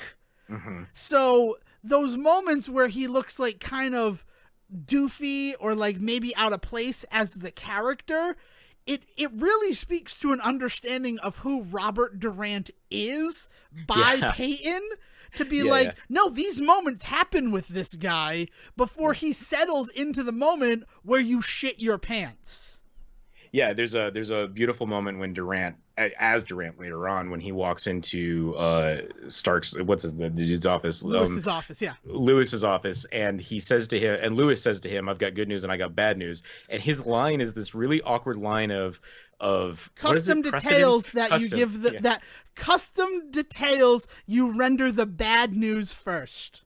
Yeah, I wrote it down because I'm like, okay, because I was thinking that exact thing where it's like, that was a little awkward, that moment right there before you did it, but it's like, but he's awkward. Yeah, he is really awkward. So you were talking about like the ways in which like we see like Peyton having to put in the work more than we ever have to see Bruce as Batman, right? Yeah. And like I think that that's also super evident in his technology. It's not instantaneous. This isn't like Mission Impossible where they just like snap a picture of a dude through like a lapel camera and then they can create a mask back in the van, right? Like we watch him take hundreds of pictures of people and then like he scans them all in, and and it takes him days to actually get like a scan in that works for him to then be able to then print out his mask. It's not something he can do in one night. It is clearly something that takes time. So again, just another example of him just having to put the work in. But I think that it's what's cool about it is that it isn't just Peyton putting the work in. It's like even the science of this silliness is definitely something that like clearly has a limitation to it. You know, this is even evident in the 90-minute timer, right? Where like there's limitations to his powers. He is not going to be able to just like solve every problem by just becoming somebody else, going into a bank, stealing some money. You know, that like that's just not going to work. And I think that that's really it's really cool and really kind of really good world building for this character. So yeah, so we watch him become Durant and do it phenomenally. He goes in, threatens a dude, and then on this way out the door, the actual Durant shows up. Iconic. I had to send the clip. It's such a good shot of the two of them in the revolving door on either side, like looking at each other like, what the fuck? That revolving door scene has become so iconic in the world of Darkman, if not cinema, that TV pilot and The Return of Durant both use it extensively to like give you background on who Peyton as Darkman is and what he has done. Like, this is important. You need to understand that this is the thing he did one time. And then there's the fight on the street right after that, where the two of them fight with each other. And one of the things that I think still looks really good is like Durant fighting with himself is still like really good filmmaking. We see good. Plenty of shitty Disney Channel attempts of like oh, we accidentally cloned somebody and there's two of them now, and they're like, oh well, clearly you just cut this scene together like really quickly just to get it up. But like, does he have a twin? Not as far as I know, but also I wouldn't be surprised if the masks that are on display weren't actually practical in some way, shape, or form. That's true. So I could totally see that. And honestly, if that's what you're going to do, if you're going to make a Larry Drake mask for Durant, you take two stuntmen and you have them fight in costume. Like, that's how you do it in the 90s. It looks great. It just looks great. Yeah. And because it's motion, it's not like it doesn't require anything more than just that kinetic action between them. And because I'd be surprised, especially someone like Sam Raimi, who has this history of working with beautiful makeup and prosthetics to tell his stories. Right. In fact, the makeup artist for this movie shows up in the movie. Did you know that? Yeah, I don't remember as who, and that really... He shoes up as the Lizard Man for like that one shot at the What's pier. What's the deal with the Lizard Man, Sejin? I know it's... it's just supposed to be. It's just a trigger. It's just a So they go to this fair, and there is a quote unquote freak show. Although, as far as I can tell, there is literally just one freak, and this is their word, not mine. It's a parking lot fair. It's a fucking parking lot fair, and one of the things that they have there is they have the Lizard Man, which is this dude they keep under a tarp, charge people money for, and then they whip the tarp off, scare everybody, and then put it back on. So for like maybe a minute, and that's being generous, we get this shot of this dude in like this like Lizard Man makeup. That is the actual makeup artist for the whole movie, and it's just his cameo to be in the movie because that's what Raimi does. So my question is that a real Lizard Man? Because we live in a world with synthetic skin. I mean, I know it's opinion. No, I have to imagine that what it is, because let's be honest, he does not look extremely lizard-like, but he is deformed in some way. Yeah. So I have to imagine that like actual like quote-unquote freak shows in the real world where they just use people with just actual deformities, it's just some poor unfortunate soul that has gotten roped up in this fucking parking lot fair. I don't know how, but like... Oh my god, that parking lot fair is that is one of the realest moments in this film. Like, I'm gonna win you the biggest elephant I can. You can't be over the line. What are you talking about? I was right here. No, you were over the line. Like, oh, dude. And then he breaks that dude's fingers. That dude's fingers, and oh, god, jeez. Yeah. So he loses his shit at a fair, and that's when Julie first realizes that there is something wrong with Peyton, and that's like she is then like runs away from him. In fact, like very obviously she wants him to like talk to her about what's going on. She follows him back to his lab, finds his new home and all of this stuff. And it is the first time he has to start coming to terms with the fact that he is not the man he used to be. He cannot pretend to be Peyton any longer because like he just isn't, right? And so that's kind of the start of his character arc there in that regard. But yeah, so but it's the inciting action, seeing that what he has become and that he is living in this rundown chemical factory, that leads Julie to go break off the tryst, like her rebound tryst that she started with Louis Strack. Right. And that's important because that's when we find out he was the villain all along. Yeah. Big twist and a legitimate twist. Like, yeah. I wrote down he's such a fuck. But, like, right. I just thought he was a fuck because he was a 90s industrialist. Right. And so it's this beautiful thing where, like, he's not a golden boy before. So there's not this moment of, like, you're too good for me to trust in the beginning. He's just shitty. Like, he's you know, it's American Psycho, right? Like, he's just that 80s businessman runoff that we had in the early 90s in these types of movies.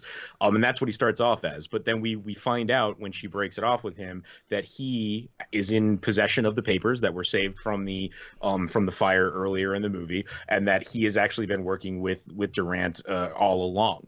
And so it is after that so now we have her going back and saying, Peyton is back, I need to break up with you. So they now know that Peyton's back. And then Durant is now having this issue of somebody running around looking like him, causing him shit. And they're not stupid. They put two and two together very quickly. That's the other great thing about this movie is it just fucking moves. There's no lag. There's no like mystery trying to figure out who's doing what. Like, yeah. So this next time that Durant shows up at his office, fucking, in fact, I think it's like not even 5 minutes after she tells him Peyton's alive, right? Yeah. That like Louis Strack is like, I know exactly what's happening. And so they formulate this plan to go after Strack. They track Julie back to his place, and all hell breaks loose. And you have one of the best scenes in this movie is the assault on his new laboratory, because the ways in which he uses costume, the ways in which he uses his new abilities of like strength and stuff come into play. Like we get to see him in full force, like go full on, like for lack of a better word, superhero, despite the fact that he's not much of a hero in this movie. I mean, everybody he hurts deserves it, but like it is, he is really. And that's the big thing. And that's when he cements the fact that he is Darkman, when he drops Louis, because he kills Rick, he kills Teddy Raimi, and he feels like instant remorse about that, to the fact that he's like, oh my God, I'm losing myself. And then he is not responsible for a death directly. Like, he puts people in the ways of danger, but he doesn't take a life by his own hands. Including double masks. The double mask is the best moment. We can't sleep on the double mask. I want to give it its proper. But it's that interesting thing where he's like, you can't live with yourself. You're not this person. And that's when he realizes, like, man, you know what? I kind of am. Right? Because this is what the world fucking needs. The world doesn't need what I was before. The world needs, for lack of a better moment, a hero. And the world doesn't need another synthetic nose scientist. Those are a dime a dozen in 1989. It seals his whole transformation, dropping him. Yeah.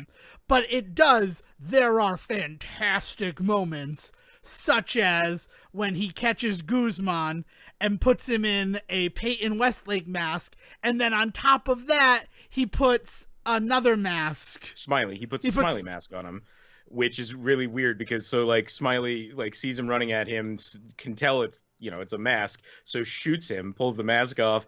Oh no, what does he do? He kicks him first, pulls the mask off, sees Peyton, shoots Peyton, and then pulls the Peyton mask off and realizes he just killed his partner. Yeah. Right? And then turns to Peyton in a Smiley mask. Peyton in another Smiley mask, and he goes, "That was some nice shooting."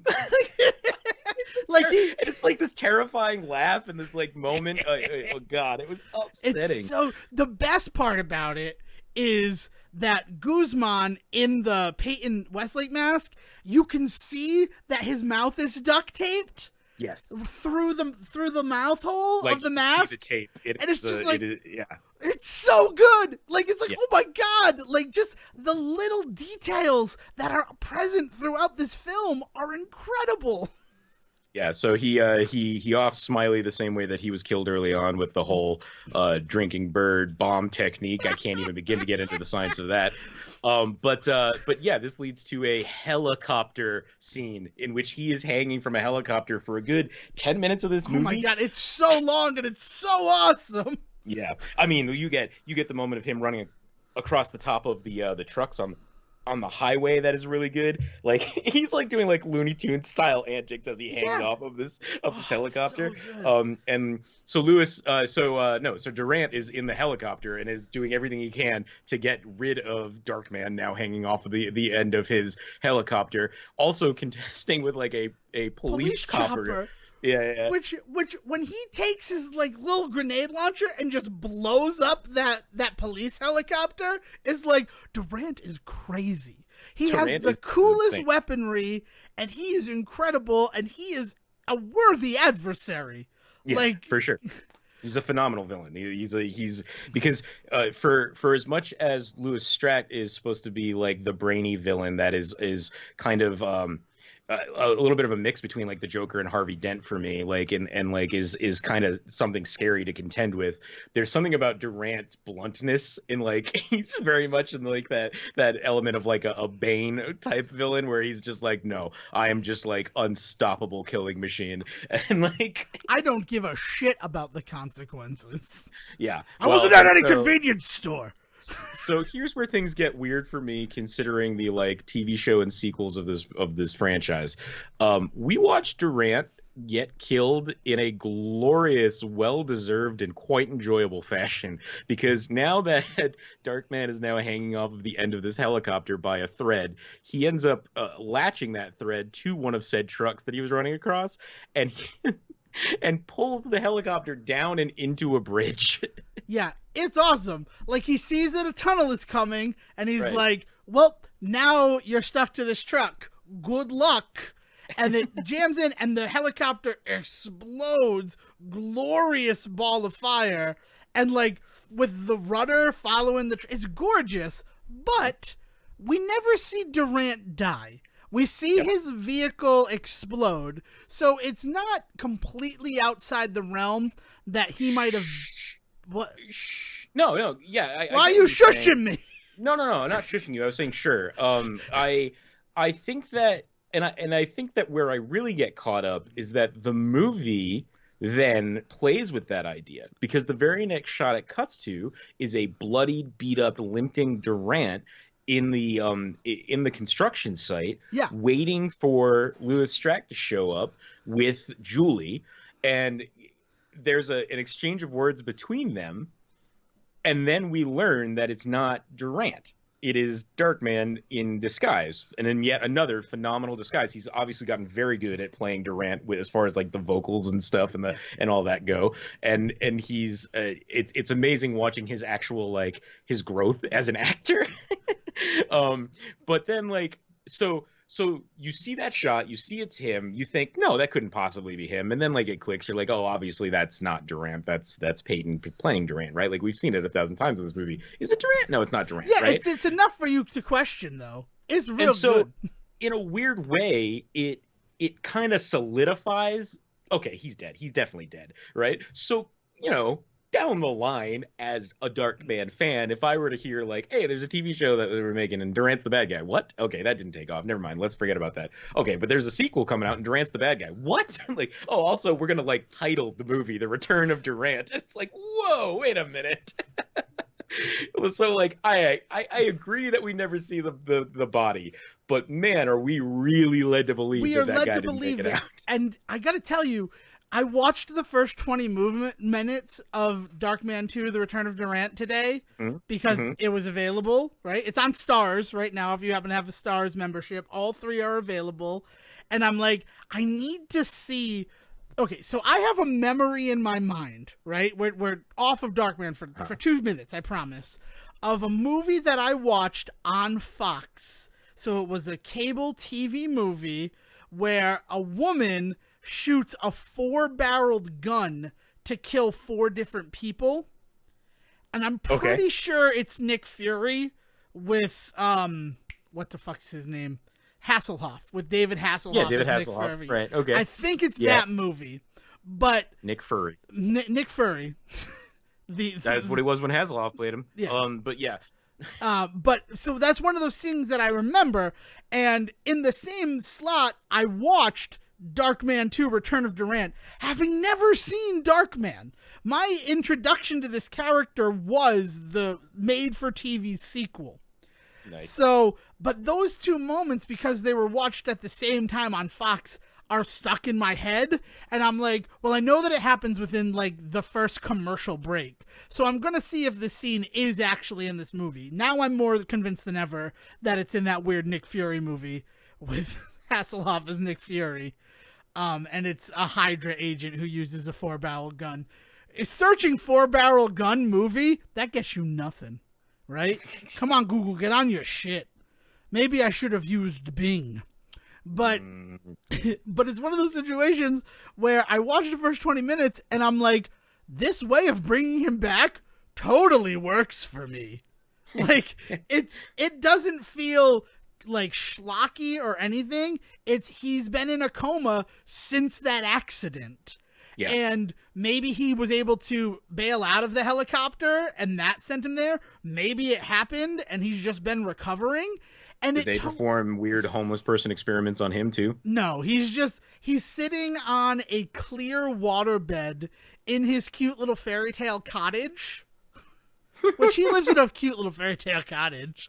And they're like, there's a doctor and he's like, I believe he'll wake up soon. And then he just like Stark sits up and he's like, what's going on? And it turns out that in the time that he's been asleep, which I have to imagine is 5 years because it's 5 years between the two movies. Bring me the Darkman. The world has just gone to shit. Like his whole empire has crumbled. So he's like, we're going to get it back. Now that I'm here, we're going to get it back. And in fact, getting angry, it weakens him in the opening scene where he's like, I need my medication. And he rumbles into a chair. Because he gets mad at his little 4 lackeys. Man. And that. Yeah. Like, it's good. So Darkman 2 is good. We watched Durant fucking die. And we are led to believe that Durant is dead. So. You're such a role model to your children. Yeah, they sure look up to me. You don't have any kids. Yeah. So now we have a crazy ass fight at what has to be 100 stories in the air on this on this half-built construction site, and we watch Darkman fight off Stract and his buddy. Who doesn't get a name. Yeah, he doesn't get a name, but he is there for a lot of this last moment. He's a big part of that fight. There's all of this stuff where there are cranes being tossed around. There's a rivet gun that gets fired. The rivet gun is so, it's one of those things where that has stuck with me. Like, that rivet gun, this guy is a badass. Like, I know that he's just been the dude in the boardroom this whole movie, but when he picks up that rivet gun and is just, wailing away. I just thought, that's the toy. Like you get him with his rivet gun. That's the thing. Yeah. Yeah. But he rivets Peyton's hand to a beam. Yeah. Yeah, and he says something along the lines of freak, right? Isn't that what sets off? He calls him a freak and is like, oh, you shouldn't have said the F word. She could never love a freak like you. So we watch Peyton rip his hand, rip the rivet through his hand and just wail on this dude. And then he's about to fall.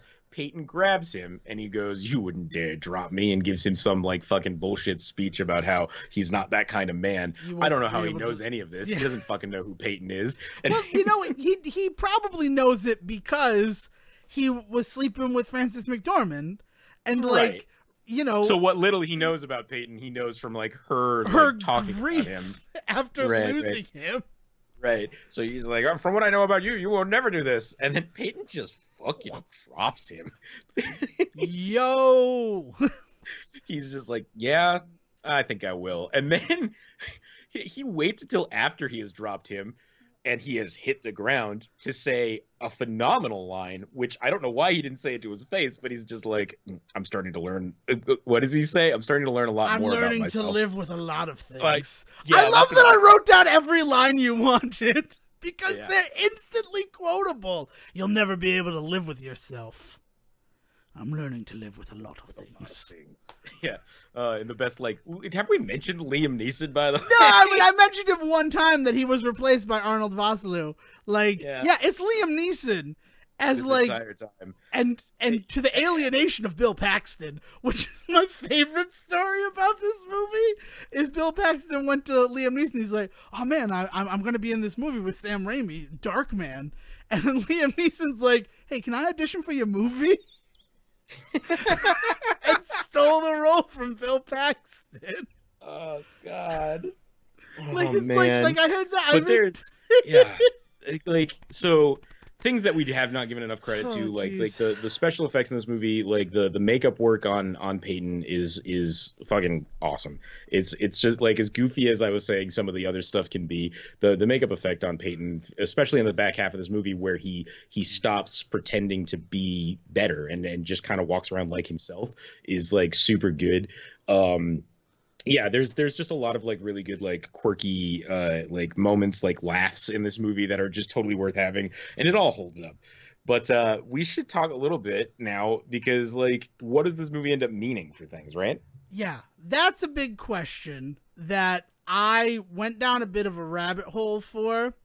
And the first thing that I'd like to start this portion of the discussion with is what I wrote when Strack revealed that he was working with Durant the whole time, which, first of all, how fucking brilliant is that? To be like, you're caught in this fucking bribery thing, and your number one heavy to be like, he's trying to squeeze me. Like, he's a threat to me. It's like, oh my God, this guy, he's sharp. He's thinking on his feet. But what it made me think is that Darkman is a better Batman Returns. Okay. Because right, Lewis is just Max Schrenk, and Robert Durant is the Penguin, and even though she's not ever Catwoman, Frances McDormand definitely has that big Catwoman energy in this new IP, this completely original IP where you don't have all the characters fleshed out.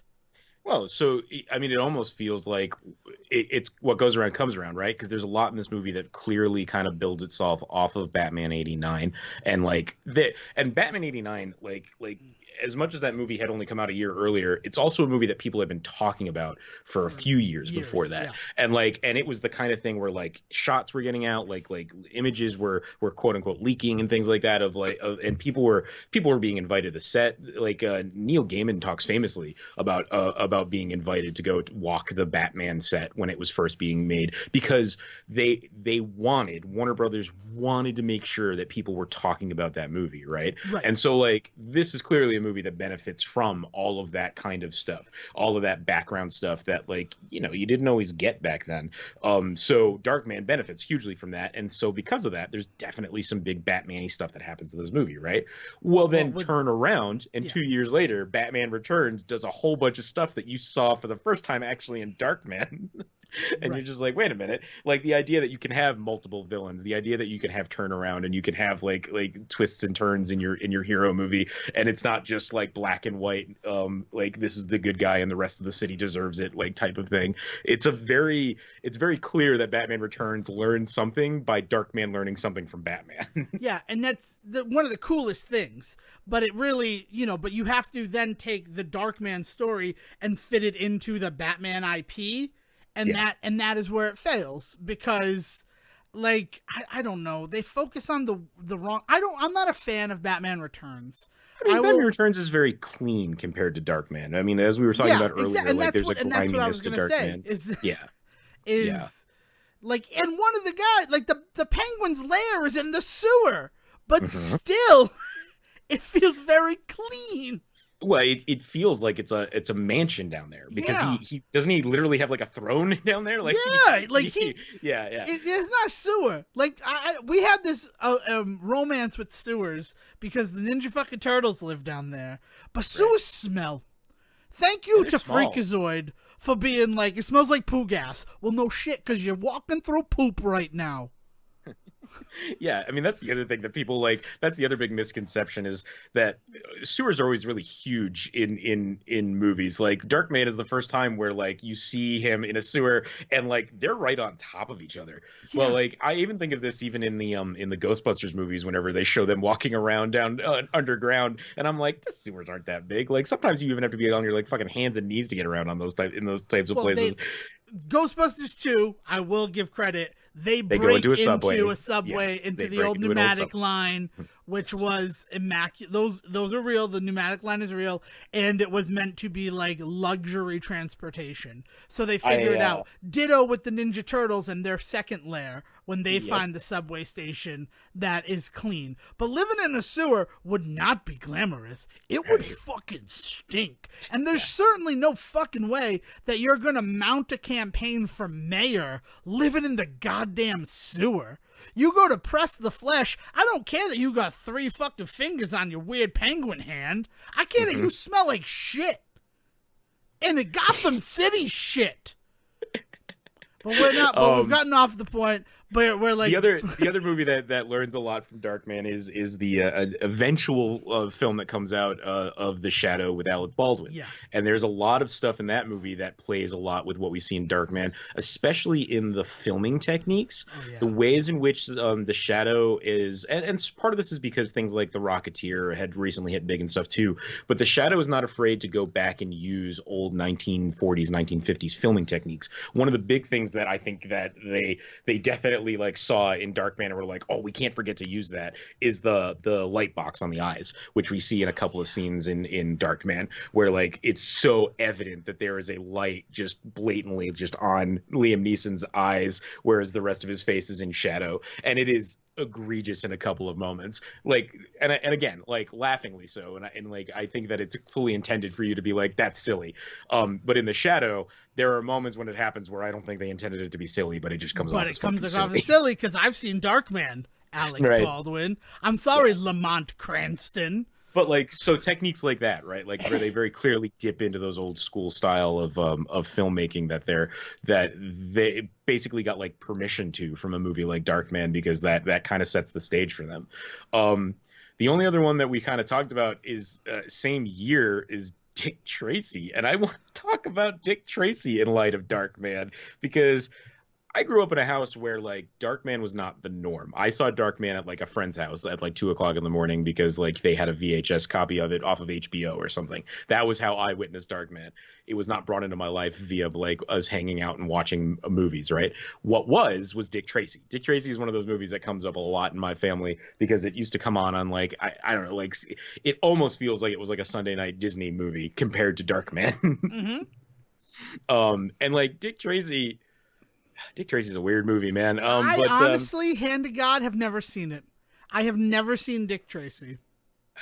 We should maybe watch it because so the big thing about Dick Tracy is that because it is so heavily like inspired specifically by like the 1940s and 50s, it has a lot more going on that kind of leans into that. Like one of the things I really like about Darkman is as much as it's looking back at that style of cinema, at that style of hero, at that style of comic book and all that, right? It takes place in modern day, right? Whereas like Dick Tracy is one of those movies where like everything feels like it actually is taking place 50 years ago, but then like certain things happen and you're just like, wait, is this yesterday? Like what is going on? Like there's a weird sense in Dick Tracy that it doesn't even know what time period it is. You know, but I so think like, that comes from the comic strip. I'll be honest with you. yeah, Because the comic strip, I couldn't tell you the time.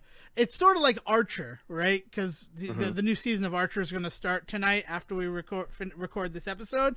It's one of those things where they've done this beautiful thing of existing outside of traditional space and time, Archer, and that feels to me, as someone who has read Dick Tracy comics but never seen the movie, inspired by how Dick Tracy has allowed him to be a hero since the 30s. Yeah. Oh man. Dick Tracy, but the big thing that Dick Tracy has going for it that Darkman doesn't is it's just got star power behind it, because it's not only do you have Warren Beatty and Al Pacino, who creates his character, like famously created his character from the ground up, like even the makeup work Al Pacino did for himself on that movie and stuff like that. You also have Madonna in one of the lead roles in that film. So like it's got a lot going for it. Like there's a reason I think why my family latched onto it, because I feel like everybody kind of did, right? Whereas like there's this sense with Darkman where you kind of feel the whole time like it's just for you. You know what I mean? And like there's a warmth in Darkman that I don't feel in Dick Tracy. I feel like everybody feels that way too. I think that everybody who watches Darkman, based on conversations I've had with people, has that weird connection to it that is all at once unique and their own. Yeah. Even us having this conversation about the film, I feel like we have two different experiences and memories with it. And it's cool to get to kind of like open up our little boxes and show, this is what Darkman means to me. What does it mean to you? For sure, right? And like and so because of that, it's the kind of movie that like it's not forgotten. It's just not brought up a lot, right? Because you do mention it in a room full of 10 people and like 7 people will turn their heads and be like, fucking love that movie, right?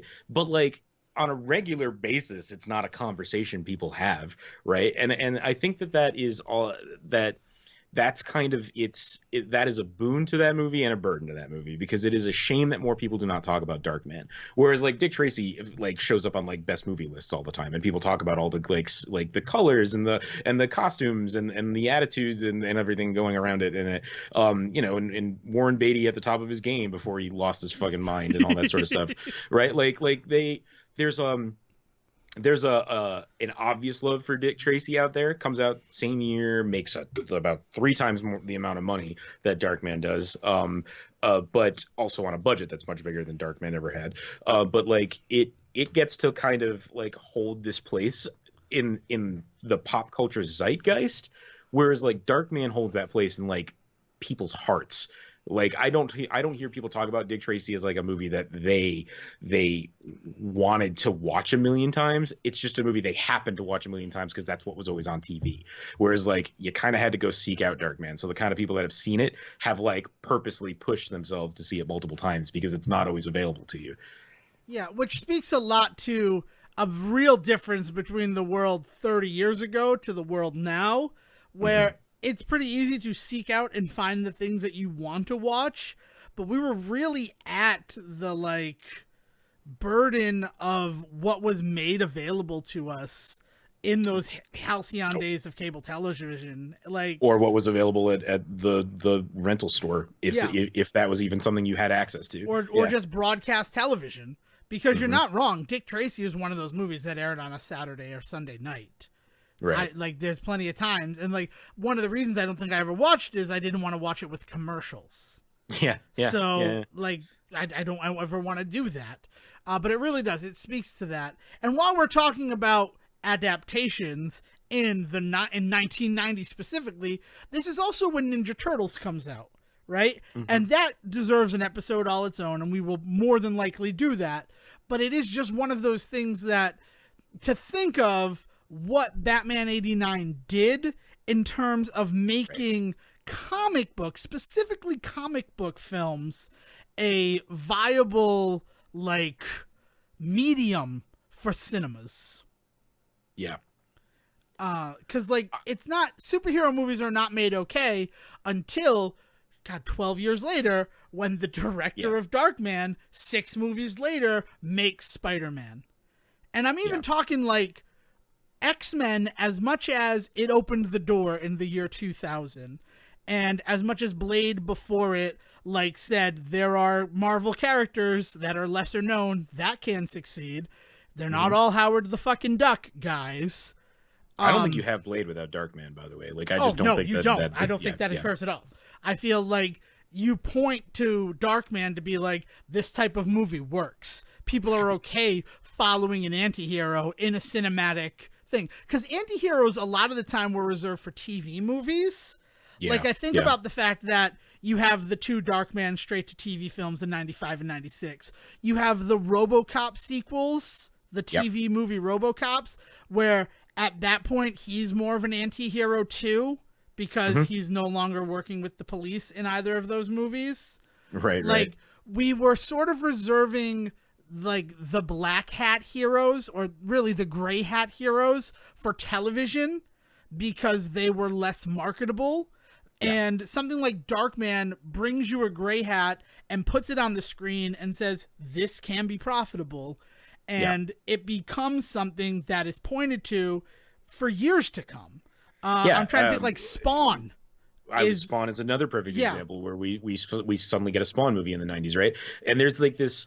The other thing is like behind the scenes, Darkman, hits big enough to merit like we talked about earlier, books and comic books and stuff like that. And it's actually Marvel that picks up the comic book rights, so they do two huge adaptations. They do one huge adaptation of the movie, and then they do a second run that is a sequel that is not any of the sequels that we see on screen, but it is a Darkman sequel for the comics, right? And that's like the limited run of comics that we get. But no doubt, Sam Raimi is a consultant on that stuff because this is his IP that he creates whole hog, right? So we see that relationship with Marvel start there. And then lo and behold, it's Marvel that goes to him to say, like, we want you to bring Spider-Man to the screen, right? So, like, I don't want to say that we wouldn't have gotten Spider-Man. No, I don't think that's not the case. Sam Raimi Spider-Man, if not for Darkman. But I also, I do want to just put the fine point on, but Spider-Man is what leads us to getting Iron Man and the whole MCU that we celebrated over the last 11 years now at this point. 12 years, Jesus. Dude, the MCU has existed as long as we've been friends. We've been friends longer than that, but the song says, 12 years later, we're still talking and blah, blah, blah, blah. But yeah, because what's important about Sam Raimi and Spider-Man is it's the first time Marvel really takes a controlling interest in what's happening with the IP.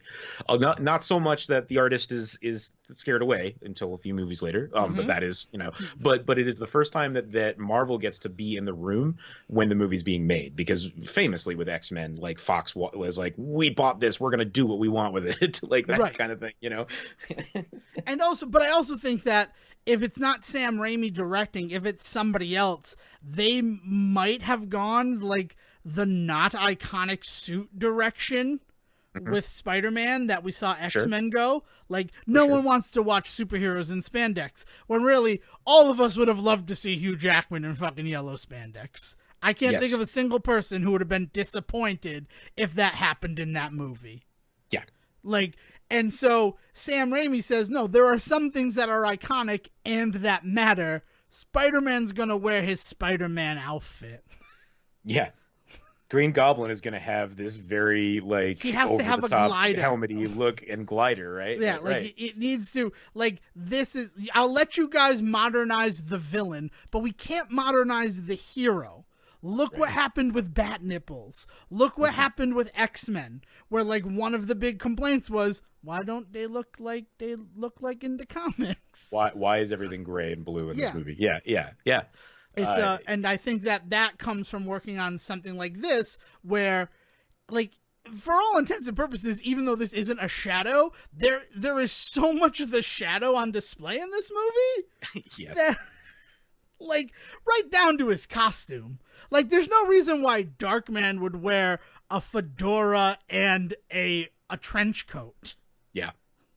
And in fact, I don't even think of that as the icon. Like, that's what's shown on everything. But when I'm thinking Darkman, it is that cranberry, like, flowy shirt and, like, dress pants. Because it makes him, and the burned face. Like, I don't always think of the bandages. Like, the bandages are definitely not weird. It's like Mach 1 Darkman, right? Yeah, exactly. It's definitely, if you were doing action figures, you do those three things. You do the one in the coat and the hat. You do him with the scarred face, and maybe it'd have like a mask removal thing, like the old Bruce Wayne where he becomes Batman because you put a mask on him. Same sort of thought. And then you'd have the one with the bandages. But, like, I think of him like that because it's mirroring the Phantom of the Opera. It's mirroring this fact that, like, oh, I'm kind of hideous, but, like, I still care about what I look like. Right. I'm going to control the things that I can control with my...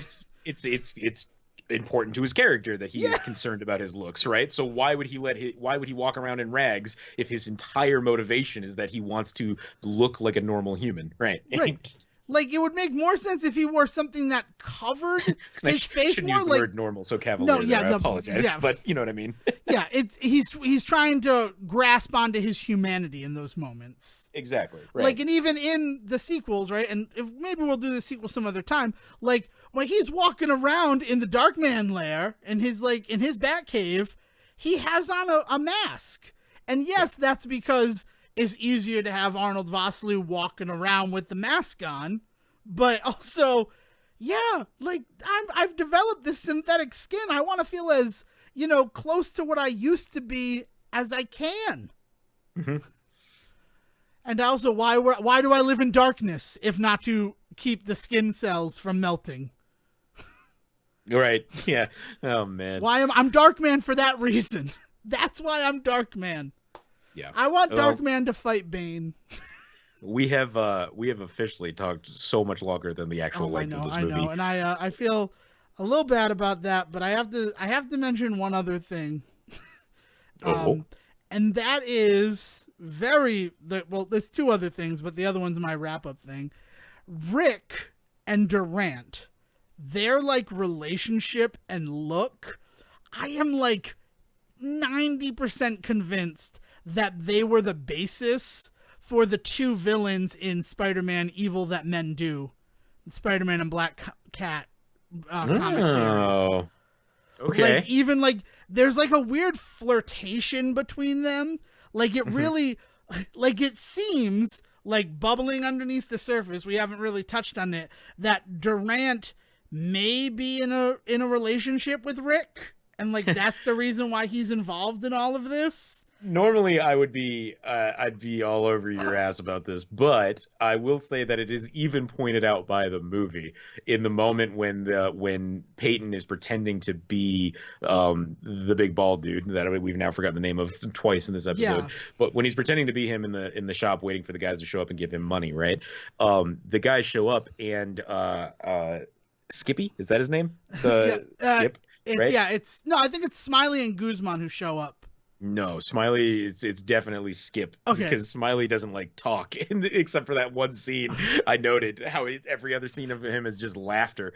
But he shows up and they say, like, he's really worried about Rick, and he really likes Rick. Like, he says it. Like, he says it in this way and that also leads to the fact that, Peyton does his homework, so by making it look like Big Bald Guy, whose name that we've forgotten, and Rick are going to jet off together to Rio with the stolen money. Like, I feel like that is supposed, like, that's a catalyst for him, just for Durant. For Durant throwing him out the window the way that he does. Like, jealousy. And like, famously, this movie has had so much removed from it. Like, they talk about, like, there was so much in this film that was eventually removed because of the studio. And I can believe that maybe we saw more. And you also got to think that, like, Rick, when he kills the lab assistant, he's so, like, nervous about doing it. Like, I don't think he's killed anybody yet. But he's there because, like, Durant wants him to be there and be part of his life. And then after he does it, like, he gets into it and he's like, that was a lovely shot. It's like, there's this sort of thing. And I'm not mad about that. Like, I don't think that, I think it's actually pretty progressive that the villain may be a homosexual or bisexual in that situation. Especially since we're not given anything to disprove that, but evidence that kind of supports it. Well, and it's clearly a relationship where they both, if this is true, right? Yeah. The evidence would then all point to the fact that it is actually a healthy, it's healthy, loving relationship, right? Like, it isn't until there's this hint of an idea that maybe this dude is running off with somebody else that we see any possible break between it, because otherwise everything else between the two of them is lovely. Yeah, it's interesting, but then taking that and flipping it on its ear. I could see like that sort of relationship. And if you just latch on to the fact that Rick doesn't seem like he really wants to be there, he's only there because Durant is forcing him to. You could see that come through in the two brother characters in The Evil That Men Do. And it was just like this thing that jumped into my head where I'm like, that's interesting. Like, is this an even deeper, like, permutation of pop culture that Kevin Smith would reference these guys and their relationship in this? That, I mean, is your question, would Kevin Smith make an obscure reference to Darkman in his no, comics that's 10 not years my later? question. Like, of course he my would. question, the fact is, like, that's probably what happened, especially when you consider that Evil That Men Do drops right after Spider-Man movie. So, like, of course, Kevin Smith is like, oh, let's make a cute little obscure reference to Sam Raimi's work. Right. Instead of the larger ones that are being made everywhere else in the Spider-Man mythos right now. Right. I don't know. I'm sorry. It really, like, it's stuff that stuck with me. No, it's I mean, like, it's evidence of like what Darkman really became for a lot of people. It's not that thing that's right on the surface that everybody talks about. It's not that thing that everybody references. Not everybody out there owns Darkman action figures and shit like that, right? But there is something about this movie that anybody that sees it sticks with them, and it becomes something that kind of shapes the way in which they kind of enjoy and watch other things, right? Like, it's really it's an important movie that kind of is very subtle and in a weird way kind of emblematic of Raimi's work, right? Like, where it is over the top, silly, goofy, like you watch and you're like, what am I, this is insanity. But at the same time, it subtly kind of just picks you up and takes you along for the ride, because you're like, this is great, like this is fun. Not many movies get to just be fun. Yeah. Oh, and secondary thing that this is not even it, but I have to give you the praise that you are due. There is no greater proof of your theory that the first few years of a new decade are still shaking off the trappings of the decade that came before. I mean, it's pretty obvious with Frances McDormand's whole, I'm a career-driven woman, I don't need a man to be fulfilled, because, you know, that's, I can't think of the name of the freaking Working Girl. And like Baby Boom, like weird, like 9 to 5, all that stuff. Yeah, that was a trope that existed in cinema at that time. But going a step further, and to speak about Bill and Ted again, I recently watched Field of Dreams, and I'm sure I talked about it at a greater length in our proper episode that we're going to record later on after we record this time capsule episode. And Field of Dreams wears its love of movies on its sleeve. Like, the references to classic cinema are thick, but it's not that kind of like Quentin Tarantino, I remember this. Do you remember this? You should remember this. They just kind of exist. Right. In a way that, like, Bill and Ted, same thing. They make a bunch of movie references because they're geeks, and that's the kind of stuff that they're into is movies, in addition to music and everything else. Darkman is another example of that, of Sam Raimi clearly having this love of just old style cinema and putting it in there, but like not wanting to get a pat on the back for it, like just letting it exist. And I believe that permeates cinema until 1992, when Reservoir Dogs comes out, and it sort of becomes chic to like wear your cinematic knowledge on your sleeve and get credit for it.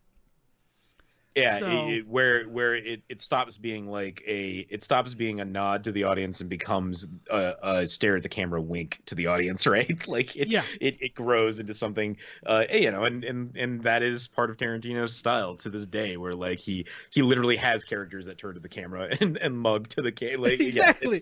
Right, and then I'm not saying, but it is one of those things where that definitely feels like carryover from 80s movie making. For sure. Into the 90s.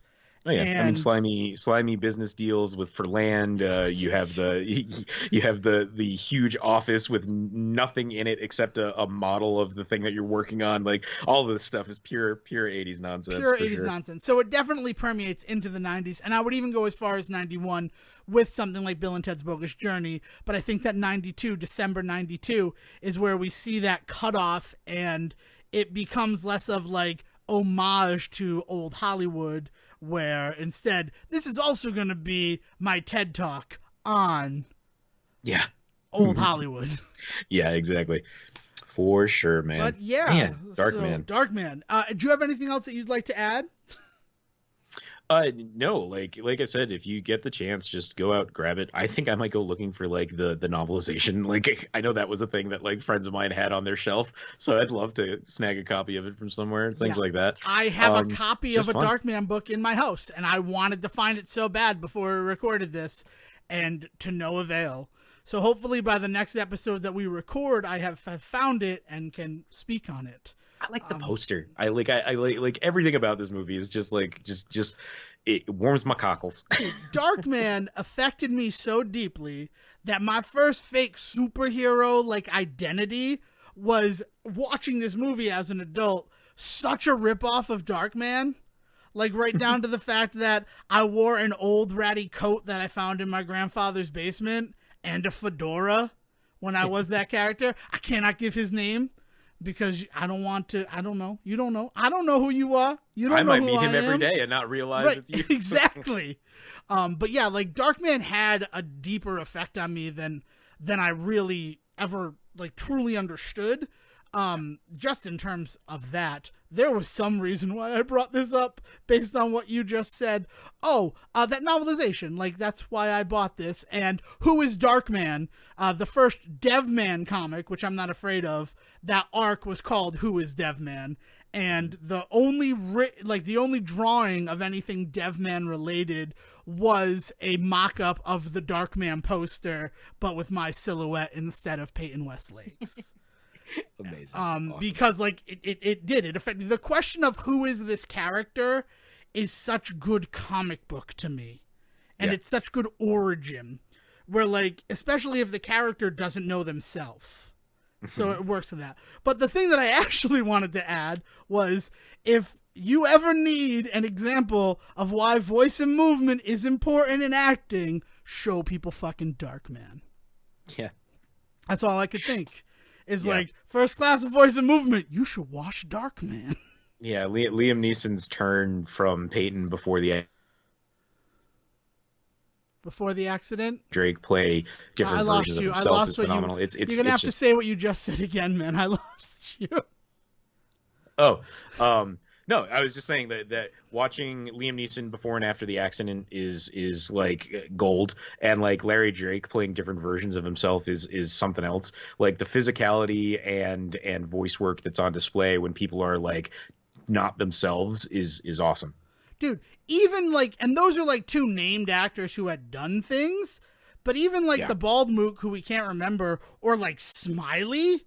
Like when Smiley is being portrayed by Peyton, I have to imagine that's just the same actor doing it, right? Why wouldn't it be? And it's even like next to each other, it's like this is two distinct people being this person right now. It's impressive. It's really impressive. So if you'd like to share with Sejin how he can get his hands on a copy of the novelization of Darkman, you can reach him on Twitter at Siege vs. the World. And if you happen to know where Devin put his copy of Darkman, you can reach him at Devin D. Decker. Please, I want to know. I'm not going to put out a bounty, but like if you have any information, let me know. Let me know. All right, so until next time, let's throw it to our own. I don't know. Will, bring us home. Thank you for listening to the Say Report with your host Devin Decker and Sejin Serwick. Please follow the guys on Twitter and Facebook by searching for The Say Report, and you can always subscribe on your podcast channel so this is delivered straight to you and you can enjoy it every week. With apologies to your mother, we'll see you next time.